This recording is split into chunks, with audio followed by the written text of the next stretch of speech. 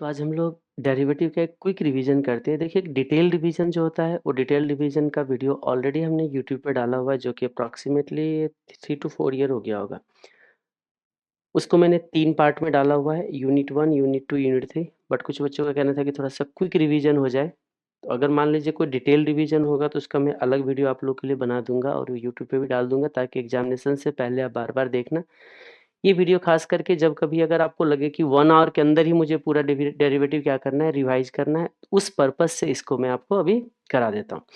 तो एक चीज़ ध्यान रखेंगे कि ये जो क्विक रिवीजन है, इसमें हम डिटेल लॉजिक वगैरह एक्सप्लेन नहीं करेंगे, क्योंकि 1 से डेढ़ घंटे में अगर मान लीजिए हम डेरिवेटिव को रिवाइज करना चाह रहे हैं, तो सारे लॉजिक के साथ तो नहीं हो सकता है। जैसे मैंने आपको पोर्टफोलियो का भी कराया था, तो 40 मिनट्स में हमारा हो गया था, बट अदरवाइज देखोगे तो डिटेल रिवीजन वीडियो हमारा 7 पॉइंट समथिंग आवर्स का है। 7 घंटे में पूरा डिटेल लॉजिक के साथ रिवीजन किया हुआ था।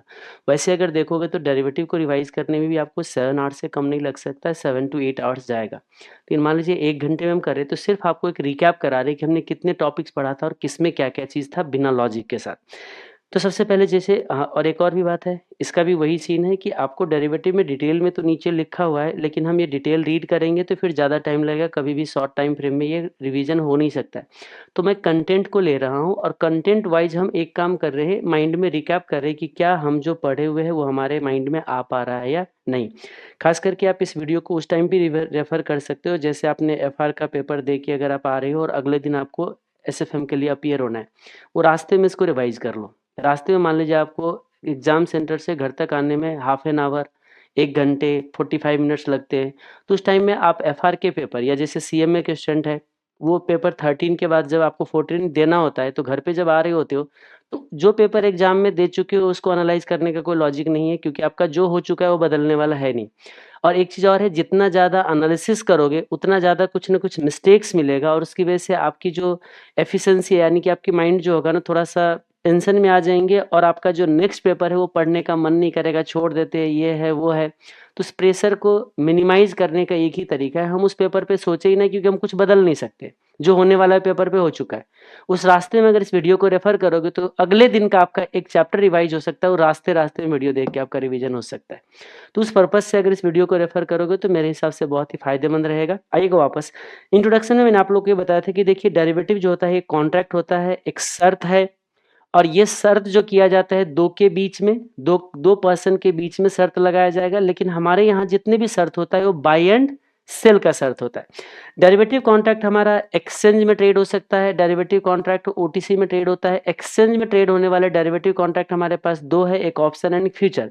और जो ओटीसी यानी कि over the counter 1 to 1 deal होने वाले डेरिवेटिव कॉन्ट्रैक्ट जो बहुत सारे हैं, खास करके वो इंटरेस्ट रेट का डेरिवेटिव है, जो कि हम लोग interest rate risk management chapter में पढ़ते हैं। उसमें आपका जैसे एफआरए आ गया, इंटरेस्ट रेट स्वैप है, करेंसी स्वैप है, कैप्स फ्लोर फ्लोर कॉलर है, ये सारे इंटरेस्ट रेट से रिलेटेड जितने भी डेरिवेटिव है वो सारे हमारा कहाँ जाता है, interest rate risk management chapter में।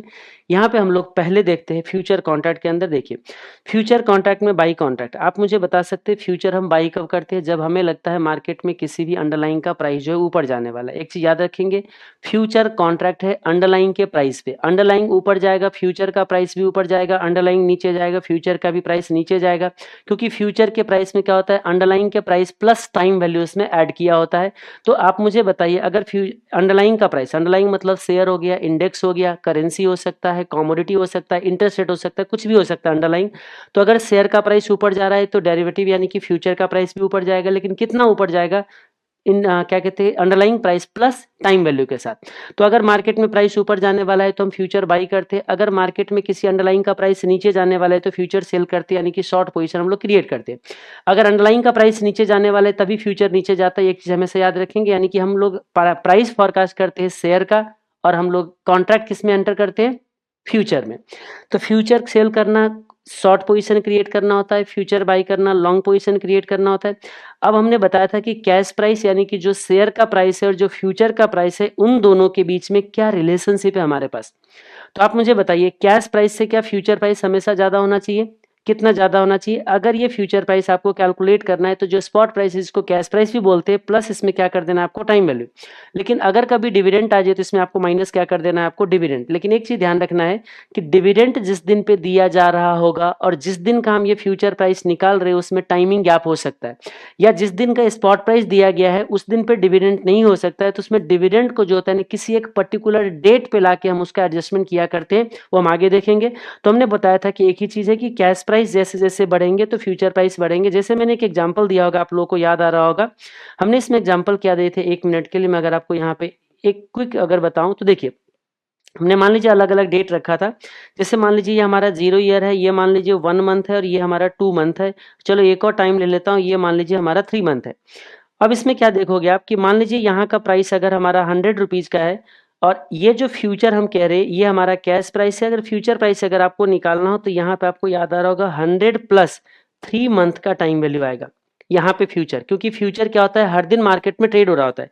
लेकिन जब यही 1 मंथ बाद बीत जाएगा, मान लीजिए कैश प्राइस अगर आपका 120 आ जाता है, तो आपने क्या देखोगे कि उस दिन जो उसी शेयर का जो फ्यूचर मार्केट में ट्रेड हो रहा होगा वो ट्रेड हो रहा होगा 120 प्लस 2 मंथ का टाइम वैल्यू। बहुत बढ़िया। और मान लीजिए इस दिन कैश प्राइस कुछ हो जाता है आपका 80 रुपीज का, तो अभी भी देखना फ्यूचर भी गिर चुका होगा लेकिन फ्यूचर अभी भी 80 से ऊपर होगा। 80 से कितना ऊपर होगा, तो आप देखना वहां पे जो फ्यूचर का प्राइस होगा 80 प्लस 1 मंथ का टाइम वैल्यू। जैसे जैसे टाइम बीतता जाता है फ्यूचर के और कैश के गैप जो होता है वो कम होते जाते हैं, और एक्सपायरी पे जाके मजे की बात क्या होता है, यहाँ पे कैश प्राइस अगर मान लीजिए हमारा 220 का है तो आपको क्या दिखेगा कि फ्यूचर प्राइस भी कितने का होने वाला है बताइए, 220 का। क्योंकि जब उस दिन पे कैश और फ्यूचर दोनों क्या हो जाता है आपके लिए सेम हो जाता है। तो ये रिलेशनशिप मैंने एक एग्जांपल के साथ आपको वहां पे दिखा रखा था आपके रजिस्टर पे, और इस थियरी में इस समरी में भी आपको दिया गया है। मार्जिन की रिक्वायरमेंट, इनिशियल मार्जिन जो होते हैं वो जब हम कॉन्ट्रैक्ट एंटर करते हैं उस टाइम दिया जाता है। किसको देना पड़ता है, बायर को या सेलर को, दोनों को ये मार्जिन देना होता है। क्योंकि बायर ना सेलर को जानता है, सेलर ना बायर को जानता है। और आपको बताइए कॉन्ट्रैक्ट में एंटर करने के बाद कोई भी पार्टी लॉस कर सकता है।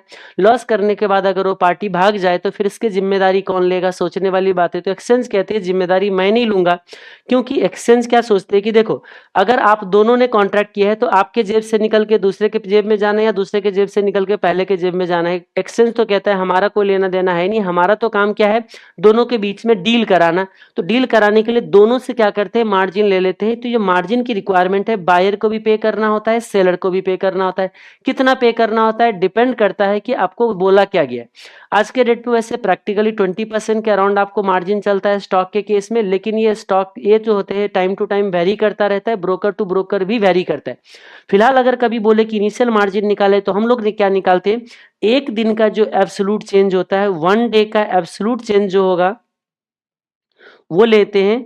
और फिर क्या करते हैं बताइए, 3 टाइम्स ऑफ स्टैंडर्ड डेविएशन लेके हम लोग इनिशियल मार्जिन निकालते हैं। मैंने बताया था कि स्टैंडर्ड डेविएशन डिपेंड करता है फ्लक्चुएशन पे। जिस स्टॉक का फ्लक्चुएशन बहुत ज्यादा होता है उसमें स्टॉक आपको एक्सचेंज ज्यादा मार्जिन आपसे चार्ज करते हैं।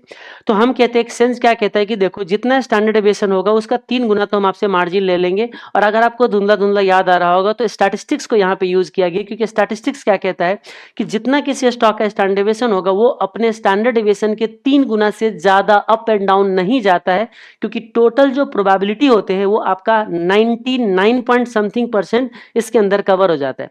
तो एक्सचेंज क्या कहता है, हम जो मार्जिन ले रहे हो मार्जिन इस तरीके से ले रहे कि कितना एक्सपेक्टेड वॉलिटिलिटी है वो सारा हम आपसे एज ए मार्जिन के नाम पे ले लेंगे। ओके, तो इनिशियल मार्जिन निकालना तो क्या बोलेंगे, एक दिन का एवरेज में एब्सोल्यूट चेंज कॉन्ट्रैक्ट वैल्यू का plus 3 times of standard deviation. वैसे मैं बता दूं कि ये 3 टाइम्स ऑफ स्टैंडर्ड डेविएशन तो इंडेक्स के केस में यूज होता है, स्टॉक के केस में मार्केट में 3.5 times of standard deviation use करते हैं। लेकिन इंस्टीट्यूट ने आज तक अपने बुक्स के अंदर कहीं पे 3.5 टाइम्स स्टैंडर्ड डेविएशन नहीं लिख के दिया है।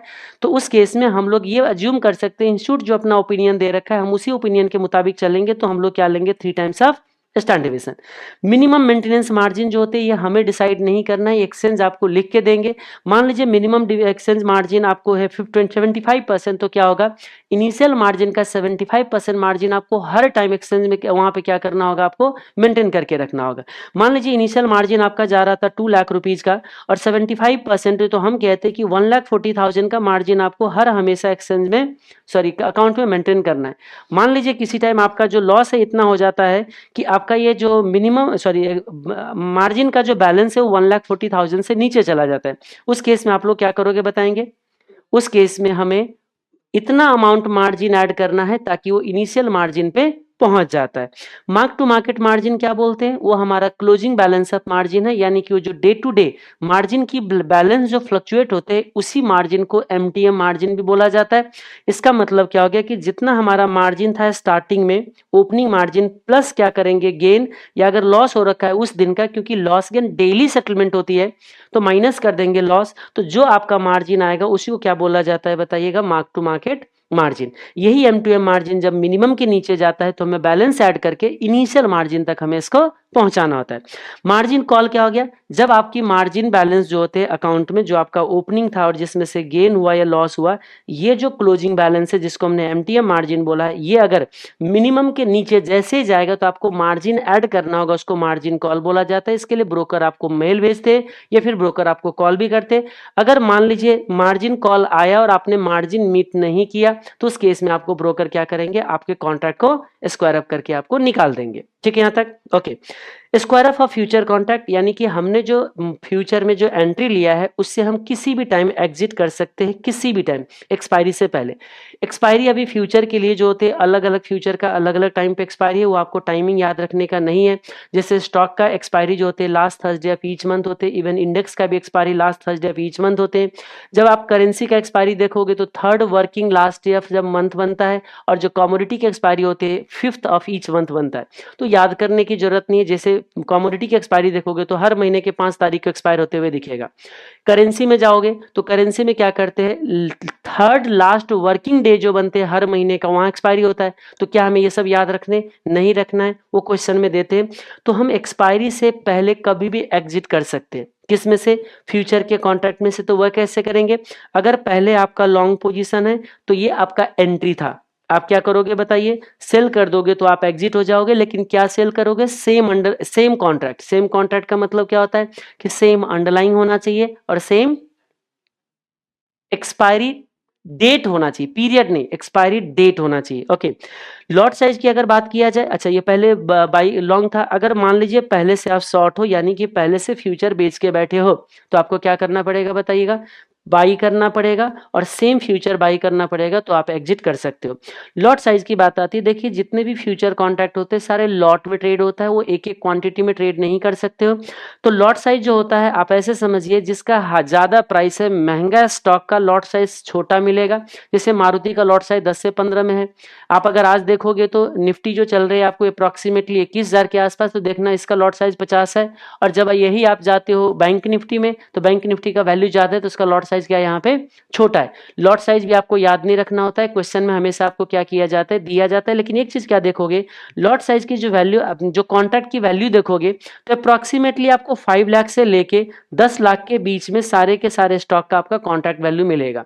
क्लियर यहाँ तक? तो अपने आप प्राइस के बेसिस पे फ्लक्चुएट होते रहते, तो इसमें कुछ नया चीज आपको पढ़ना नहीं। हाँ, लेकिन रियल लाइफ में आपको लॉट साइज की एडजस्टमेंट जरूर करना होता है, लेकिन हमें आज तक इंस्टीट्यूट ने लॉट साइज में एडजस्टमेंट नहीं कराया। जैसे मैंने बोला कि बोनस इशू कर दिया जाए, तो बोनस के केस में आपके लॉट साइज को एडजस्टमेंट करते हैं एक्सचेंज। जैसे मान लीजिए एक किसी स्टॉक का लॉट साइज था 1000 शेयर, और इसका प्राइस जो अभी चल रहा था ना, अभी जो इसका प्राइस चल रहा था मान लीजिए 500 रुपीज का, तो इसका अमाउंट कॉन्ट्रैक्ट वैल्यू कितना था बताइए? 5 लाख का। लेकिन जब अगर ये स्टॉक अगर 1:1 का बोनस दे दे, तो बोनस के बाद इसका प्राइस जो होता है, प्राइस आफ्टर बोनस जो होते हैं, ये बन जाता है 2.5 रुपए का, 250 का। अब आप मुझे बताइए, कोई शेयर 500 से 250 पे आया और ये किसी ने अगर बाई किया था तो वो तो लुट जाएगा। तो एक्सचेंज कहते हैं हम आपको लुटने नहीं देंगे, टेंशन मत लीजिए, मैं आपको लॉट साइज को क्या करूंगा? इंक्रीज कर दूंगा। लॉट साइज को कितना कर देगा बताइए? 2000। तो देखिए 2000 का शेयर ये कितना पहुंच जाएगा? 250 पे। तो आपको नुकसान हुआ या नहीं हुआ? नहीं हुआ। तो ये एडजस्टमेंट जो है करते रहते हैं एक्सचेंज। किस किस स्टेज में, जैसे अगर शेयर स्प्लिट हुआ तब भी आपको लॉट साइज एडजस्टमेंट कर दिया जाता है। जब आपका बोनस दिया जाता है उसमें भी लॉट साइज एडजस्टमेंट कर दिया जाता है। जब आपको डिविडेंड अगर एक्स्ट्रा ऑर्डिनरी हो जाए वहां पे भी एडजस्टमेंट कर देते, लेकिन लॉट साइज का एडजस्टमेंट नहीं करते, प्राइस में कर देते। लेकिन ये सब चीज जो है रियल लाइफ में तो हर दिन करते, लेकिन एग्जामिनेशन पॉइंट ऑफ व्यू से हमने बोला कि ज्यादा फोकस करने की जरूरत नहीं है, क्योंकि इंस्टीट्यूट ने आज तक कभी इसमें लॉट साइज का एडजस्टमेंट उन्होंने नहीं करवाया। क्लियर यहाँ तक? जैसे डिविडेंड के केस में मैंने बोला था कि 2% से ज्यादा की डिविडेंड आपका एक्स्ट्रा ऑर्डिनरी डिविडेंड हो जाएगा, और 2% से नीचे तो होता है वो आपका ऑर्डिनरी डिविडेंड है। यानी कि 2% से नीचे के केस में कोई एडजस्टमेंट नहीं करते हैं, लेकिन 2% से ऊपर में वो एडजस्टमेंट कर दिया जाता है स्ट्राइक प्राइस या फिर आपका जो लॉट साइज में तो नहीं करते, ओपनिंग प्राइस यानी कि बेस प्राइस को ही चेंज कर देते हैं, तो उसमें हमें कोई फर्क नहीं पड़ता है। अगर मैं इस 2% की जो रूल को अगर याद रखूं, तो हमारे जो क्वेश्चन की जो कैलकुलेशन है उस सब में फ्यूचर की जो प्राइस निकालते हो ना, सारे फ्यूचर की वैल्यूएशन बदल जाएगा 2% डिविडेंड की वजह से। लेकिन इंस्टीट्यूट ने आज तक इस 2% को ध्यान में नहीं रखा है, तो हमने ही बोला कि चलो कोई नहीं, इस चीजों को इग्नोर करेंगे।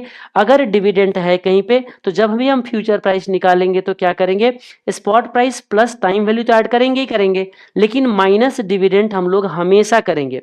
कायदे से क्या होता है रियल लाइफ में, अगर कोई डिविडेंड मार्केट प्राइस के 2% के अगर ज्यादा है तो उसकी एडजस्टमेंट नहीं होते फ्यूचर प्राइस के अंदर। लेकिन मैंने बोला था कि ये सब चीज ध्यान में नहीं रखेंगे हम लोग एग्जामिनेशन पॉइंट ऑफ व्यू से, क्योंकि इंस्टीट्यूट इस चीजों को ध्यान नहीं देता है। क्लियर यहाँ तक? ओके। अब मैं ओपन इंटरेस्ट की बात करूं तो ओपन इंटरेस्ट क्या होता है बताइएगा, ये किसी एक पर्टिकुलर टाइम का आउटस्टैंडिंग क्वांटिटी को बताता है। जैसे मान लीजिए जब 2 पर्सन एक कॉन्ट्रैक्ट में एंट्री लेते हैं तो ओपन इंटरेस्ट हमारा क्या होता है बताइएगा, बढ़ता है। मान लीजिए ए ने भी बाई किया और बी ने क्या किया बताइए, मिस्टर ए ने बाई किया और मिस्टर बी ने सेल किया, तो आप मुझे बताइए दोनों ने कॉन्ट्रैक्ट में एंट्री लिया, यानी कि कॉन्ट्रैक्ट अब ओपन है दोनों के लिए, तो उस केस में ओपन इंटरेस्ट क्या हो जाता है, बढ़ जाता है।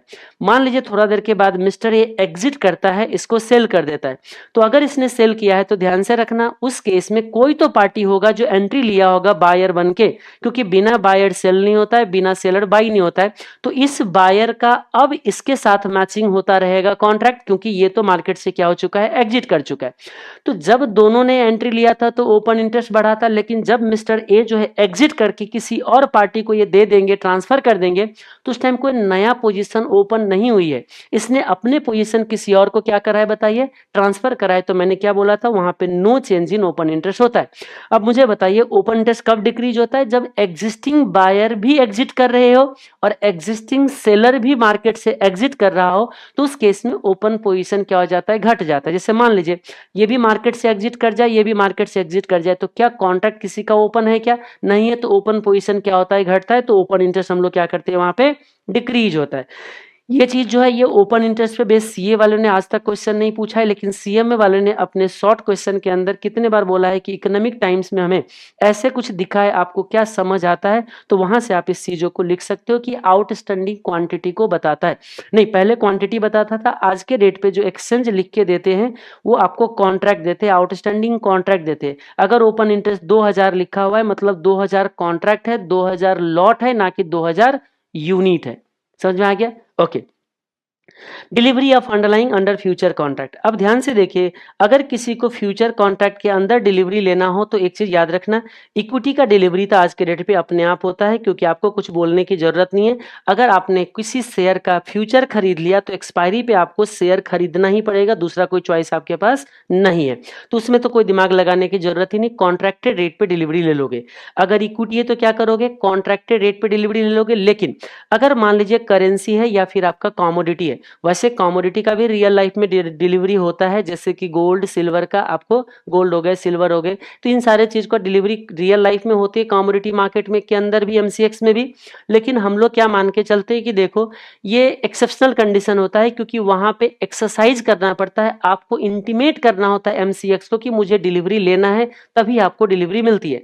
अदरवाइज आपको डिलीवरी नहीं दिया जाता है, तो हम क्वेश्चन के अंदर ये मान के चलते हैं कि करेंसी का और कमोडिटी का डिलीवरी वो हमें नहीं देता है, बट फिर भी क्वेश्चन के अंदर आपको डिलीवरी चाहिए होता है। क्यों चाहिए होता है, क्योंकि वो हमारा मजबूरी होता है। जैसे मान लीजिए हमने किसी से इंपोर्ट किया हुआ है, तो इंपोर्ट किया हुआ है तो मुझे डॉलर देना है, तो डॉलर देना है तो मुझे जब तक फिजिकली डॉलर ना मिले तो मैं काउंटर पार्टी को पेमेंट कैसे करूंगा, तो डॉलर डिलीवरी लेना आपका मजबूरी है, लेकिन फेमा अलाउ नहीं करता। फॉरेन एक्सचेंज मैनेजमेंट एक्ट कहते नहीं, ऐसे आपको जब मर्जी डिलीवरी नहीं दे सकते डॉलर का, क्योंकि जब तक स्पेसिफिक रिक्वायरमेंट को फुलफिल नहीं करोगे आपको डॉलर का हम डिलीवरी नहीं दे सकते। तो उस केस में क्या करते हैं बताएंगे, हम लोग कहते हैं चलो ठीक है भाई, तू एनएससी हमें डॉलर नहीं देगा, फिर भी हम डॉलर ले लेंगे। कैसे ले लेंगे, अगर मान लीजिए आपको एक्सपायरी पे डॉलर खरीदना है तो आज हम लोग क्या करते हैं बता सकते हैं कोई मुझे, आज हम डॉलर बाई करने का कॉन्ट्रैक्ट करते। ध्यान से सुनिएगा, हमें बाई कब करना है, मान लीजिए 3 महीने बाद मुझे डॉलर बाई करना है, तो आज हम डॉलर बाई करने का कॉन्ट्रैक्ट कर लेते हैं। ओके, या मान लीजिए 3 महीने बाद आपको कोई गोल्ड खरीदना है, तो 3 महीने बाद खरीदना है ना, तो आज हम खरीदने का कॉन्ट्रैक्ट कर लेंगे। 3 महीने बाद क्रूड ऑयल खरीदना है आपको, देखना राइस पे, व्हीट पे, गोल्ड पे, सब पे क्वेश्चन आ रखा है। जैसे कहते हैं कि ना 6 महीने बाद मुझे व्हीट बेचना है, 6 महीने बाद मुझे राइस बेचना है। तो जब यहाँ बेचना होता है तो आज भी हम क्या करते बताइए, फ्यूचर को बेचते, फ्यूचर बेचते। क्योंकि जब 3 महीने बाद बेचना है तो या तो एक काम करो, अपना पोजीशन कुछ मत लो, 3 महीने बाद बेचना। तो हम क्या करते, अगर 3 महीने बाद मुझे यहाँ पे बाई करना हो, मुझे इस डेट पे मुझे बाई करना हो, तो आज हम लोग क्या करते हैं, कॉन्ट्रैक्ट करके बैठ जाते। जब एक्सपायरी पे जाके फिर क्या करेंगे बताइए, एक्सपायरी पे जाके इस फ्यूचर को स्क्वायर ऑफ करेंगे, क्योंकि फ्यूचर के अंदर मुझे डिलीवरी नहीं दिया जाएगा। अगर यही इक्विटी होता तो इक्विटी आपको सामने वाले पार्टी से डिलीवरी मिल जाता, बस आपको पेमेंट कर देना है पूरा का पूरा अमाउंट। जैसे मान लीजिए यहाँ पे आपने 82 रुपीज के पे अगर डॉलर बाई किए हो, और अगर डिलीवरी होता एक्सचेंज के अंदर, तो आपको क्या करना होता, डॉलर आपको मिल जाता, बस 82 रुपीज पे करना होता। लेकिन यहाँ क्या होता है, डिलीवरी ना होने की वजह से हम लोग एक स्पेशल ट्रीटमेंट करते हैं कि देखो हमने यहाँ पे बाई तो कर लिया था, लेकिन इसको यहाँ पे क्या करेंगे, एग्जिट कर देंगे। एग्जिट कर देंगे तो एग्जिट कितने पे करेंगे भाई, उस दिन तो प्राइस कुछ भी हो सकता है। मान लीजिए उस दिन का प्राइस क्या हो गया हमारा, 83 का हो गया, तो हम कहते ठीक है 82 पे बाई किया था हमने, 83 पे क्या कर दिया, इसको एग्जिट कर दिया। 1 रुपीज का डिफरेंस जो है मैं गेन लेके आ जाऊंगा। अब वो गेन हमने कैसे कमाया, क्यों कमाया बताइए, क्योंकि अल्टीमेटली आपका ऑब्जेक्टिव तो अंडरलाइन का डिलीवरी लेना था, तो आप जाओगे कैश मार्केट में और कैश मार्केट से बाई करोगे। अब यहाँ दिक्कत क्या होता है, ये जो हम लोग स्क्वायर अप करते हैं जो फ्यूचर, वो करते हैं फ्यूचर प्राइस पे, और जो अंडरलाइन की डिलीवरी होते हैं वो हमारा कैश प्राइस पे। और कभी कभी क्या होता है, एक्सपायरी पे भी कैश प्राइस और फ्यूचर प्राइस की अमाउंट में थोड़ा सा डिफरेंसेस कर देते। वैसे उसको डिफरेंसेस नहीं करना चाहिए, क्योंकि होता क्या है, फ्यूचर मार्केट की जो आपका विंडो है वो अलग है, कैश मार्केट की विंडो अलग है। मतलब कैश मार्केट में बायर सेलर अलग प्राइस पे लड़ रहा होता है, और फ्यूचर प्राइस के लिए बायर सेलर अलग प्राइस पे लड़ रहा होता है। जैसे कि सेम स्टॉक का प्राइस बीएससी में और एनएससी में क्या होता है, डिफर करता है, क्योंकि वहां पे विंडो क्या होता है, अलग अलग होता है। तो इसी तरीके से क्या होगा, यहाँ पे फ्यूचर का प्राइस थोड़ा सा बदल सकता है, कैश प्राइस अलग हो सकता है। तो जब हम यहाँ पे बाई करने जाते हैं ये चीज, तो ये मुझे स्पॉट प्राइस पे बाई करना होगा, तो मुझे स्पॉट रेट देखना पड़ेगा। और ये जब मैं एग्जिट करूंगा तो ये मुझे फ्यूचर प्राइस पे एग्जिट करना पड़ेगा। तो थोड़ा बहुत का प्राइस में कुछ डिफरेंस हो सकता है। अभी मान लीजिए मैं डिफरेंस ना मानूं, तो इस केस में मैं कैश प्राइस से 82 पे 83 पे क्या करूंगा बताइएगा कोई मुझे, 83 पे मैं यहाँ पे बाई करूंगा, तो मेरे जेब से 83 जाएगा। ठीक है, और इनको जब मैंने स्क्वायर अप किया तो मेरे को 1 रुपये का गेन मिला। तो हमने क्या बोला कि देखो आपका कॉन्ट्रैक्ट क्या होना चाहिए, आप पहले कॉन्ट्रैक्ट कर लीजिए, उसको क्या करना है, यहाँ पे स्क्वायर अप करके एग्जिट कर जाना। स्क्वायर अप करके जो एग्जिट करोगे उसकी जो लॉस गेन होगा, उस लॉस गेन को कैश प्राइस के डिलीवरी से नेट ऑफ करना, वही आपके लिए इफेक्टिव कॉस्ट हो जाएगा अंडरलाइन खरीदने का। या अगर मान लीजिए बेचना था तो इफेक्टिव रियलाइजेबल प्राइस जो होगा, यही आपका 83 माइनस 1 जो होगा वो आपका बन जाएगा। तो हमने क्या देखा कि अगर लॉट साइज में डिफरेंस ना हो, जैसे बहुत बार क्या होता है जब हम कॉन्ट्रैक्ट करने जाते हैं तो एग्जैक्ट होल नंबर हमें नहीं मिल पाता है। मान लीजिए हमें खरीदना था $1000, चलो हमें खरीदना था $1500, लेकिन मार्केट में लॉट पे ट्रेड होती है, लॉट में हो गया मान लीजिए 1000 के डॉलर के एक लॉट बनता है। तो मुझे बताइए 1.5 लॉट तो ट्रेड नहीं कर पाऊंगा, क्योंकि मुझे खरीदना था $1500, लेकिन एक लॉट में कितना डॉलर ट्रेड होती है, $1000। तो उस केस में हम लोग क्या करेंगे, अब मुझे बताइए, तो फ्रैक्शन ऑफ कॉन्ट्रैक्ट बन जाता है। तो इसीलिए हम फ्रैक्शन ऑफ कॉन्ट्रैक्ट तो फ्यूचर ले नहीं सकते, तो फ्यूचर तो आपको होल नंबर करके लेना पड़ेगा। तो क्या होगा, फ्यूचर से जो लॉस गेन होगा वो कभी ज्यादा हो जाएगा, कभी आपका कम हो जाएगा। लेकिन जब कैश सेगमेंट में जाते तो कैश सेगमेंट में लॉट की रिक्वायरमेंट नहीं है, तो कैश सेगमेंट में तो हम कोई भी क्वांटिटी खरीद सकते हैं। तो उस केस में जो आपका कॉन्ट्रैक्टेड प्राइस था वो आपका कभी कभी डिफर कर जाता है effective realisable price of the underlying to take delivery, या फिर बाई करने का कॉस्ट बदल जाता है। तो जो भी होगा हम लोग कैलकुलेट कर लेंगे। तो हमने उस डिलीवरी के अंदर क्या बताया था आपको, बताइए कि आपको बस वेरी सिंपल से एक काम करना है, अगर एक्सपायरी पे डिलीवरी देना है तो आज बेच दो, एक्सपायरी पे डिलीवरी लेना है तो आज खरीद लो। और जो फ्यूचर कॉन्ट्रैक्ट किया था उसको एक्सपायरी पे स्क्वायर अप करके लॉस गेन आप ले लेना, और जो अंडरलाइन था उसको आप कैश मार्केट में डिलीवरी करना। और ये जो फ्यूचर से जो लॉस गेन था वो और कैश मार्केट की डिलीवरी की जो कॉन्ट्रैक्ट है उसको नेट करना, वही आपका इफेक्टिव कॉस्ट बन जाएगा, इफेक्टिव रियलाइजेबल प्राइस बन जाएगा।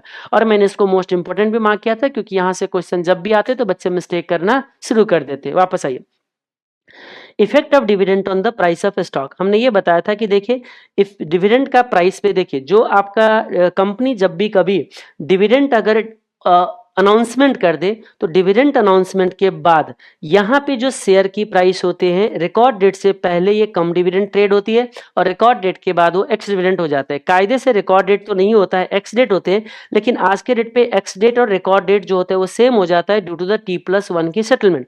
पहले T+2 की जब सेटलमेंट होती थी तो एक्सपेक्टेड जो एक्स डेट जो होती है रिकॉर्ड डेट से एक दिन पहले हो सकता था।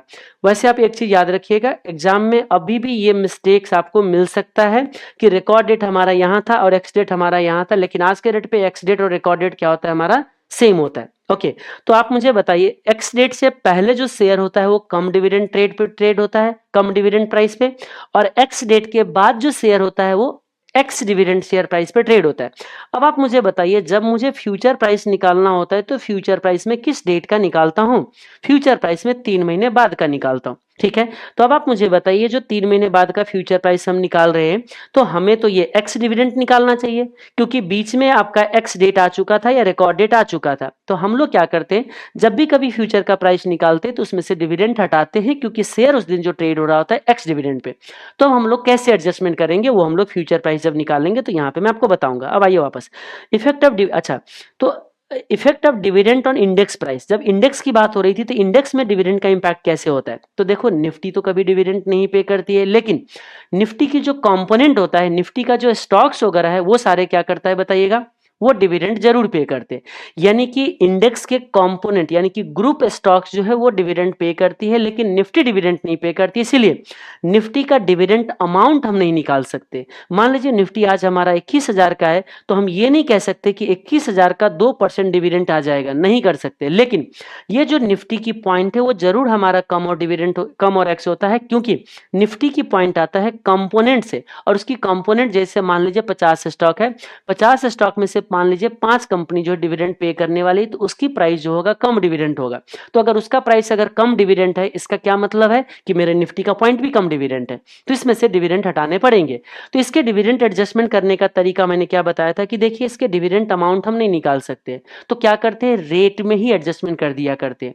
रेट में ही क्या करते हैं, उस डिविडेंड का एडजस्टमेंट करते हैं। मान लीजिए हमारा टाइम वैल्यू चलता है 10% का और डिविडेंड यील्ड है 2% का, तो डिविडेंड यील्ड है तो हम लोग क्या करते हैं, टाइम वैल्यू ही 8% से एडजस्टमेंट कर देते, तो डिविडेंड का एडजस्टमेंट हो जाया करता है।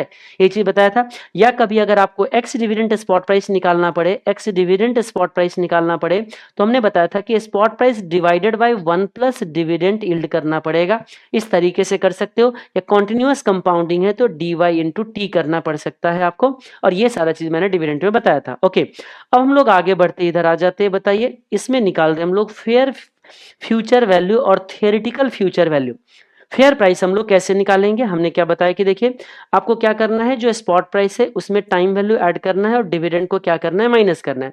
लेकिन अब इसका एडजस्टमेंट कैसे करें, तो हम लोग क्या करते हैं, स्पॉट प्राइस आज का रेट है, डिविडेंड जैसे हमने एक एग्जांपल ले लिया, मान लीजिए एग्जांपल ले लिया कि हमें जो है डिविडेंड यहाँ मिल रहा है और हमारा एक्सपायरी है 3 महीने पे, ये है 2 महीने पे। यहाँ का फ्यूचर प्राइस मुझे कैलकुलेट करना है, बट ये दूसरी बात है कि ये फ्यूचर प्राइस हमें ट्रेड आज हो रहा होता है, फ्यूचर जो कॉन्ट्रैक्ट ट्रेड आज हो रहे होते हैं, लेकिन प्राइस रिफ्लेक्ट करते हैं यानी कि रिप्रेजेंट करता है 3 मंथ एंड को, और डिविडेंड दिया गया है 2 मंथ एंड में। अब हम फ्यूचर कैसे निकाले, तो देखिए आज की हमारे को स्पॉट प्राइस दिया गया होगा, उस स्पॉट प्राइस में ऐसे एडजस्टमेंट कर सकते हैं। तरीका नंबर 1, डिविडेंड को पीवी में लाएंगे और इसमें से हटा देंगे, उसको बोलेंगे एक्स डिविडेंड स्पॉट प्राइस। लेकिन बात अभी किसकी हो रही है, स्टॉक की, क्योंकि इंडेक्स के केस में डिविडेंड का एडजस्टमेंट तरीका थोड़ा बदल जाता है। तो अब मुझे बताइए इसमें क्या करते हैं, स्पॉट प्राइस में से माइनस क्या कर देंगे, पीवी ऑफ डिविडेंड कर देंगे। ठीक है, तो ये क्या बन जाएगा, एक्स डिविडेंड स्पॉट प्राइस, और अब उसमें 3 महीने का टाइम वैल्यू ऐड कर देंगे। जब डिविडेंड प्रेजेंट में ला रहे होंगे तो 2 महीने से डिस्काउंट करोगे, याद रखना। This is the method number 1। Method number 2 क्या बताया था कि आप कुछ मत करो, स्पॉट प्राइस को पहले कहां लेके चले जाइए, मैं बात किसकी कर रहा हूं, स्टॉक की। पहले ले जाइए फ्यूचर में, ये जो फ्यूचर प्राइस आएगा ये कम डिविडेंड है, जो कि गलत है, क्योंकि डिविडेंड पेमेंट होने के बाद वो फ्यूचर जो होता है प्राइस जो हो जाता है एक्स डिविडेंड हो जाता है। तो आपको क्या करना है, यहाँ पे डिविडेंड वैल्यू हटाना है। लेकिन डिविडेंड कैसे हटाओ, ये तो 2 मंथ का डिविडेंड का अमाउंट था, मैं 3 महीने बाद का फ्यूचर का प्राइस निकाल रहा हूं। तो मैंने क्या बोला था, 1 मंथ का टाइम वैल्यू ऐड करके देन आप क्या करोगे, डिविडेंड को माइनस कर दोगे, तो क्या बन जाएगा आपके लिए, फ्यूचर प्राइस। ठीक है। अब आइए, मैं इंडेक्स की अगर बात करूं तो इंडेक्स के केस में कोई डेट नहीं फिक्स कर सकते आप। इंडेक्स के केस में कोई डेट फिक्स नहीं कर सकते डिविडेंड का, क्योंकि इंडेक्स कभी डिविडेंड देती नहीं है। इंडेक्स की कंपोनेंट डिविडेंड देती है। मान लीजिए 5 कंपनी डिविडेंड दे रहे, तो 5 कंपनी तो अलग अलग डेट में उसका रिकॉर्ड डेट आएगा। इसलिए इंडेक्स के केस में कभी भी आप डेट फिक्स नहीं कर सकते डिविडेंड का। तो अब इस केस में मेरे साथ मुसीबत क्या आता है कि मैं कैसे डिविडेंड एडजस्टमेंट करूं, अमाउंट तो दे नहीं रखे हो। तो हम ये मान के चलते कि देखो जो आपने डिविडेंड यील्ड दिया है उसको मैं रेट से एडजस्टमेंट कर दूंगा, तो इस स्पॉट प्राइस को फ्यूचर में जब लेके जाऊंगा तो स्पॉट प्राइस प्लस जो करूंगा ना टाइम वैल्यू, इस टाइम वैल्यू में ही मैं नेट ऑफ रेट कर दूंगा किसका, डिविडेंड यील्ड का। तो किसके लिए बन जाएगा, इंडेक्स के केस में। ओके, फिर मैंने बताया था कि जो फ्यूचर का प्राइस निकालना है आपको, ये फ्यूचर का प्राइस कमोडिटी के लिए अलग तरीके से निकालते हैं, करेंसी के लिए अलग तरीके से निकालते हैं। करेंसी में क्या होता है, करेंसी के साथ जो दिक्कत ये होता है कि जो स्पॉट रेट आपको दिया जाता है वो स्पॉट रेट जो होते हैं ये ऐसे लिखा जाता है $1 इक्वल टू रूपी मान लीजिए 82 का। अब यहाँ क्या प्रॉब्लम है, ध्यान से सुनिएगा। इसका भी मार्केट में इंटरेस्ट रेट चल रहा होगा, इसका भी मार्केट में इंटरेस्ट रेट, यानी कि इंडिया का इंटरेस्ट रेट अलग और डॉलर का इंटरेस्ट रेट अलग। उस केस में जो टाइम वैल्यू हमें एडजस्टमेंट करना होता है, दोनों करेंसी का टाइम वैल्यू एडजस्टमेंट करना होता है। तो जब हम लोग फ्यूचर का प्राइस निकालते तो कैसे करते, तो दोनों का टाइम वैल्यू का प्रोपोर्शन लेके हम लोग यहाँ पे टाइम वैल्यू एडजस्टमेंट करते हैं। तो याद आ रहा होगा कि जो यहाँ के जो फ्यूचर प्राइस निकाला जाए करेंसी के केस में, तो spot price multiply by 1 plus हम लोग टाइम वैल्यू लेते हैं होम करेंसी का। यहाँ पे जो इंटरेस्ट रेट लेते हैं, मान लीजिए रूपी पर डॉलर का रेट हो तो रूपी डिवाइडेड बाय 1 प्लस डॉलर का रेट। इस तरीके से फ्यूचर का प्राइस निकाला जाता है। किसके केस में बताना, करेंसी के केस में। कोई इशू है क्या, नहीं। और इसको हम लोगों ने फॉरेन एक्सचेंज में नाम दिया था इंटरेस्ट रेट पैरिटी थियरी, आईआरपीटी। तो आईआरपीटी के बेसिस पे तो बोलोगे सर वो फॉरेक्स में पढ़ा था फ्यूचर में भी आ जाएगा। तो एक चीज बताइए, क्या कोई कॉन्सेप्ट कैलकुलेशन करने का बदल जाता है चैप्टर बदलने से, कभी नहीं बदलते। याद रखना, कॉन्सेप्ट वही रहते, लॉजिक वही रहते, चाहे आप जहां भी पढ़ो। ओके, तो ये था करेंसी का केस। कॉमोडिटी के केस में क्या करते हैं बताइए। अब कॉमोडिटी में एक दिक्कत क्या आती है कि उसको स्टोर करने का भी कॉस्ट आता है उसके केस में। तो हमने क्या बताया था कि अगर कॉमोडिटी का फ्यूचर प्राइस निकालना हो तो स्पॉट प्राइस में आपको present value of storage cost लेना। क्योंकि जैसे मान लीजिए कोई आलू है, धनिया है, ये सभी तो ट्रेड होते हैं। गोल्ड हो गई, गोल्ड को भी तो स्टोर करने का कॉस्ट आता है क्योंकि लॉकर में होल्ड करने पड़ेंगे। तो टाइम वैल्यू तो वहां आता ही आता है, उसका स्टोरेज कॉस्ट भी आता है। तो हमने कमोडिटी के केस में क्या बोला था, स्पॉट प्राइस में आपको क्या ऐड कर देना है बताइए, पीवी ऑफ स्टोरेज कॉस्ट, और देन उसके बाद उसमें टाइम वैल्यू ऐड कर देना। तो कहां पहुंच जाएंगे, फ्यूचर के केस में। फिर इन कमोडिटी के केस में एक और भी चीज बोला था, कॉन्वेनियंस यील्ड भी बताया था। कॉन्वेनियंस यील्ड कैसे आता है, जो हमने फ्यूचर का प्राइस निकाला और जो फ्यूचर का प्राइस एमसीएक्स में चल रहा होगा, अगर मान लीजिए मार्केट में सस्ता है तो कॉन्वेनियंस यील्ड पॉजिटिव है, अगर मार्केट महंगा है तो कॉन्वेनियंस यील्ड क्या है बता रही है हमारे लिए, निगेटिव है। तो जो हमने फेयर फ्यूचर प्राइस निकाला था और जो आपका एक्चुअल फ्यूचर प्राइस मार्केट में चल रहा है, इन दोनों के डिफरेंस से हम लोग क्या करते हैं, कॉन्वेनियंस यील्ड जो है हम लोग कैलकुलेट किया करते हैं। ओके, अब बात आ जाती है किसमें बताइए, यूज ऑफ इंडेक्स फ्यूचर। ये मेजर कॉन्सेप्ट था आपका जिसको हमने कितने तरीके से यूज किया था इंडेक्स फ्यूचर को, यानी कि निफ्टी फ्यूचर को हमने 3 तरीके से यूज किया था। याद रखना, इंडेक्स फ्यूचर को हम लोगों ने 3 चीजों के लिए यूज किया था। एक तो स्पेकुलेशन के लिए यूज किया था, दूसरा हमने जो एग्जिस्टिंग इक्विटी पोर्टफोलियो है उसको हेज करने के लिए किया था, और तीसरा बीटा को बढ़ाने या घटाने के लिए यूज किया था इंडेक्स फ्यूचर को। याद आ रहा होगा धुंधला धुंधला आप लोगों को, इंडेक्स फ्यूचर को 3 चीजों के लिए यूज किया। तो अब सोचिए, निफ्टी फ्यूचर में यूज करने जा रहा हूं, पहला मेरा ऑब्जेक्टिव है स्पेकुलेशन। मुझे लगता है मार्केट ऊपर जाने वाला है, निफ्टी खरीद लूंगा। मुझे लगता है मार्केट नीचे जाने वाला है, निफ्टी बेच दूंगा। और जब एक्सपायरी पे जाएंगे तो एक्सपायरी पे जाके सही में अगर मार्केट नीचे चला गया होगा तो डिफरेंसेज आपका पॉजिटिव आ रहा होगा, यानी कि प्रॉफिट हो रहा होगा। प्रॉफिट से हमने कमा लिया, पहला यूज हमारा खत्म हो गया इंडेक्स फ्यूचर का। दूसरा, उसी इंडेक्स फ्यूचर को हम लोग यूज करते हैं हम अपने इक्विटी की जो पोर्टफोलियो है ना उसका रिस्क को रिड्यूस करने के लिए। जैसे मान लीजिए मेरे पास एक बंडल ऑफ सिक्योरिटीज ये पड़ा हुआ है, इसमें 10-20 सिक्योरिटी मेरे पास है शेयर का। अब ये मैं इक्विटी होल्ड कर रहा हूं और मुझे रिस्क लग रहा है कि इससे मुझे लॉस हो सकता है। इस लॉस को बचाने के लिए अगर निफ्टी फ्यूचर को यूज कर रहे हो तो that usage is known as hedging. याद रखना, तो यानी कि पुराने, अगर मेरे पास कोई एक्सपोजर है, मेरे पास कोई अगर एक्सपोजर है, ये एक्सपोजर हो गया क्योंकि इससे होने वाला है रिस्क, इसमें मेरे पास 15-20 स्टॉक पड़े हुए मेरे पोर्टफोलियो के अंदर। एक चीज क्या देखा होगा, मेरे अगर मान लीजिए 20 इक्विटी का 20 स्टॉक का मेरे पोर्टफोलियो, अगर मेरे पोर्टफोलियो जिस दिन माइनस जा रहा होगा ना उस दिन निफ्टी माइनस ना जाए, ऐसा हो ही नहीं सकता है। यानी कि निफ्टी की परफॉर्मेंस और हमारे इस पोर्टफोलियो के परफॉर्मेंस ऑलमोस्ट मैच कर रहा होता है, लेकिन कोई जरूरी नहीं है कि निफ्टी 2% गिरे तो मेरे पोर्टफोलियो भी क्या होगा बताइए, 2% गिरेगा। तो इस तरीके से जो डिफरेंसेस होता है उसको हम लोग मेजर करते हैं बीटा से। याद आ रहा है? बीटा क्या बताते हैं बताइए कि निफ्टी के चेंज में और हमारे स्टॉक के चेंज में क्या रिलेशनशिप है। मान लीजिए इस स्टॉक का, ये मेरा पोर्टफोलियो है, इसमें 20 स्टॉक है, ये पोर्टफोलियो है। इस पोर्टफोलियो का बीटा अगर 2 टाइम्स है तो क्या बताता है बताइए कि अगर मेरा निफ्टी 1% डाउन जाएगा तो मेरे पोर्टफोलियो 2% डाउन जाएगा। अगर मेरा निफ्टी 5% डाउन जाएगा तो मेरे पोर्टफोलियो 10% डाउन जाएगा। इसका मतलब सिर्फ डाउन से ही नहीं होता है, पॉजिटिव भी होता है। अगर निफ्टी 5% ऊपर चला जाए तो मेरा इक्विटी क्या होगा, पोर्टफोलियो बताइए 10% ऊपर चला जाएगा। ये बताता है बीटा। तो बीटा को हमने क्या पढ़ा बताइए? बीटा बताता है सेंसिटिविटी ऑफ शेयर प्राइस या sensitivity of portfolio value in relation to market. बाद में जाके इसी बीटा को मैंने थोड़ा सा फाइन ट्यूनिंग दिया था कि नहीं नहीं, ये प्राइस चेंज को बीटा नहीं बताता है, बीटा बताता है सेंसिटिविटी ऑफ सिस्टमेटिक रिस्क को। तो हम अभी के अपने अजम्पशन के अंदर ये ले रहे हैं कि हमारे पास अनसिस्टमेटिक रिस्क नहीं है। अगर अनसिस्टमेटिक रिस्क ना हो तो उस केस में क्या होगा बताइएगा? अगर अनसिस्टमेटिक रिस्क ना हो तो जो भी चेंजेस है वो सारे के सारे हमारे लिए क्या है, सिस्टमेटिक रिस्क है। तो उस केस में जो बीटा हम अभी पढ़ रहे प्राइस के चेंज से मिला रहे वही सिस्टमेटिक रिस्क का चेंज बन जाएगा। ओके, तो अब मुझे बताइए जब मुझे इसको हेज करना है, किसको हेज करना है? मेरे पास जो इक्विटी था इस इक्विटी को हेज करना है तो मैं क्या करूंगा? तो सुनो, इक्विटी में रिस्क कब आता है? जब मार्केट नीचे गिर जाए तो लॉस होगा, लॉस को बचाना हेज करना होता है। ठीक है, तो अगर मुझे मेरे पास इक्विटी में लॉन्ग पोजीशन है तो मैं निफ्टी फ्यूचर में क्या करूंगा बताइए? शॉर्ट कर दूंगा, तो मैं अपने आप को हेज कर लूंगा। मान लीजिए, लेकिन इसमें होता क्या है, हेजिंग आप कर रहे हो, अगर मान लीजिए गलती से निफ्टी अगर सॉरी इक्विटी हमारा ऊपर चला जाएगा तो निफ्टी भी ऊपर चला जाएगा, तो कोई बात नहीं, अभी भी हम नो प्रॉफिट नो लॉस में लाएंगे। तो हमने क्या बताया था कि जब अगर मैं निफ्टी फ्यूचर से अगर मैं अपने आप को हेज कर रहा हूं, मैं हेजिंग की बात करूं, तो हेज करने के बाद का बीटा हमारा क्या आता है बताइए? जीरो। जीरो क्यों आता है सुनना, लेकिन रियल लाइफ में जीरो नहीं भी हो सकता है, क्योंकि जो बीटा हम लोग फॉरकास्ट कर रहे हैं वो रियल लाइफ में नहीं भी हो सकता है।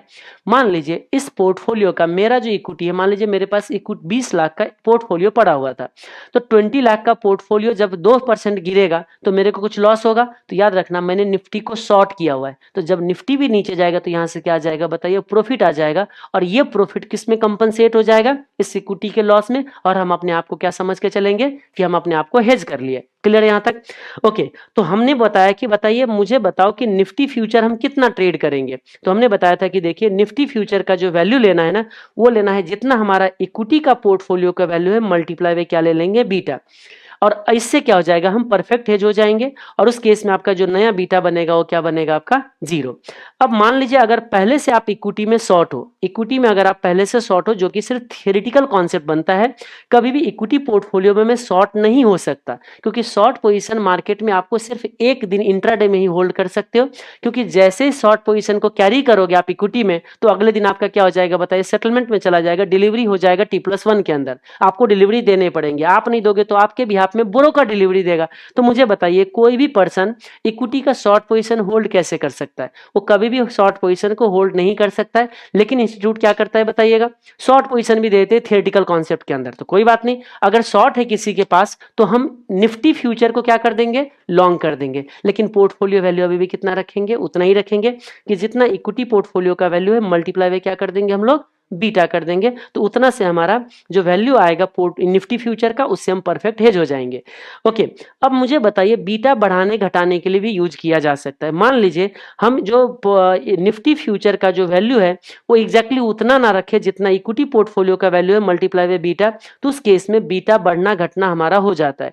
तो हम कहते हैं कि देखिए बीटा अगर किसी को बढ़ाना हो तो सेम पोजीशन ले लो निफ्टी फ्यूचर में, बीटा अगर घटाना हो तो ऑपोजिट पोजीशन ले लो किसमें? निफ्टी फ्यूचर में। किसका बीटा बढ़ाना घटाना है? इस इक्विटी का। याद रखना इस इक्विटी पोर्टफोलियो का बीटा बढ़ाना घटाना है। लेकिन हमारे सोचने से इक्विटी का नेचर नहीं बदल सकता है। हमारे सोचने से अडानी एंटरप्राइजेस की बीटा कम नहीं हो जाएगा। तो हम कह रहे कि हम कैसे कम कर लेंगे? कहते देखो जो नेचर है इक्विटी का वो हमारे सोचने से नहीं बदल सकता है, हमारे एक्शन से नहीं बदल सकता है, वो उसका इनहेरेंट नेचर है, उसका बीटा तो उतना ही रखेगा। लेकिन हम लोग क्या करेंगे? इसके साथ साथ कॉम्बिनेशन बनाएंगे किसका? निफ्टी फ्यूचर का। जब हम लोग निफ्टी फ्यूचर के कॉम्बिनेशन कॉम्बिनेशन इसके साथ बनाएंगे तब हमारा बीटा क्या हो जाता है, बढ़ जाता है या घट जाता है। तो अगर ये लॉन्ग है तो निफ्टी फ्यूचर भी लॉन्ग कर लेंगे, ये शॉर्ट है तो निफ्टी फ्यूचर भी क्या कर देंगे, शॉर्ट कर देंगे, तो बीटा बढ़ जाएगा। बीटा घटाना है तो क्या करेंगे, अगर इक्विटी में लॉन्ग है तो निफ्टी फ्यूचर शॉर्ट करेंगे, इक्विटी अगर शॉर्ट है तो निफ्टी फ्यूचर लॉन्ग करेंगे।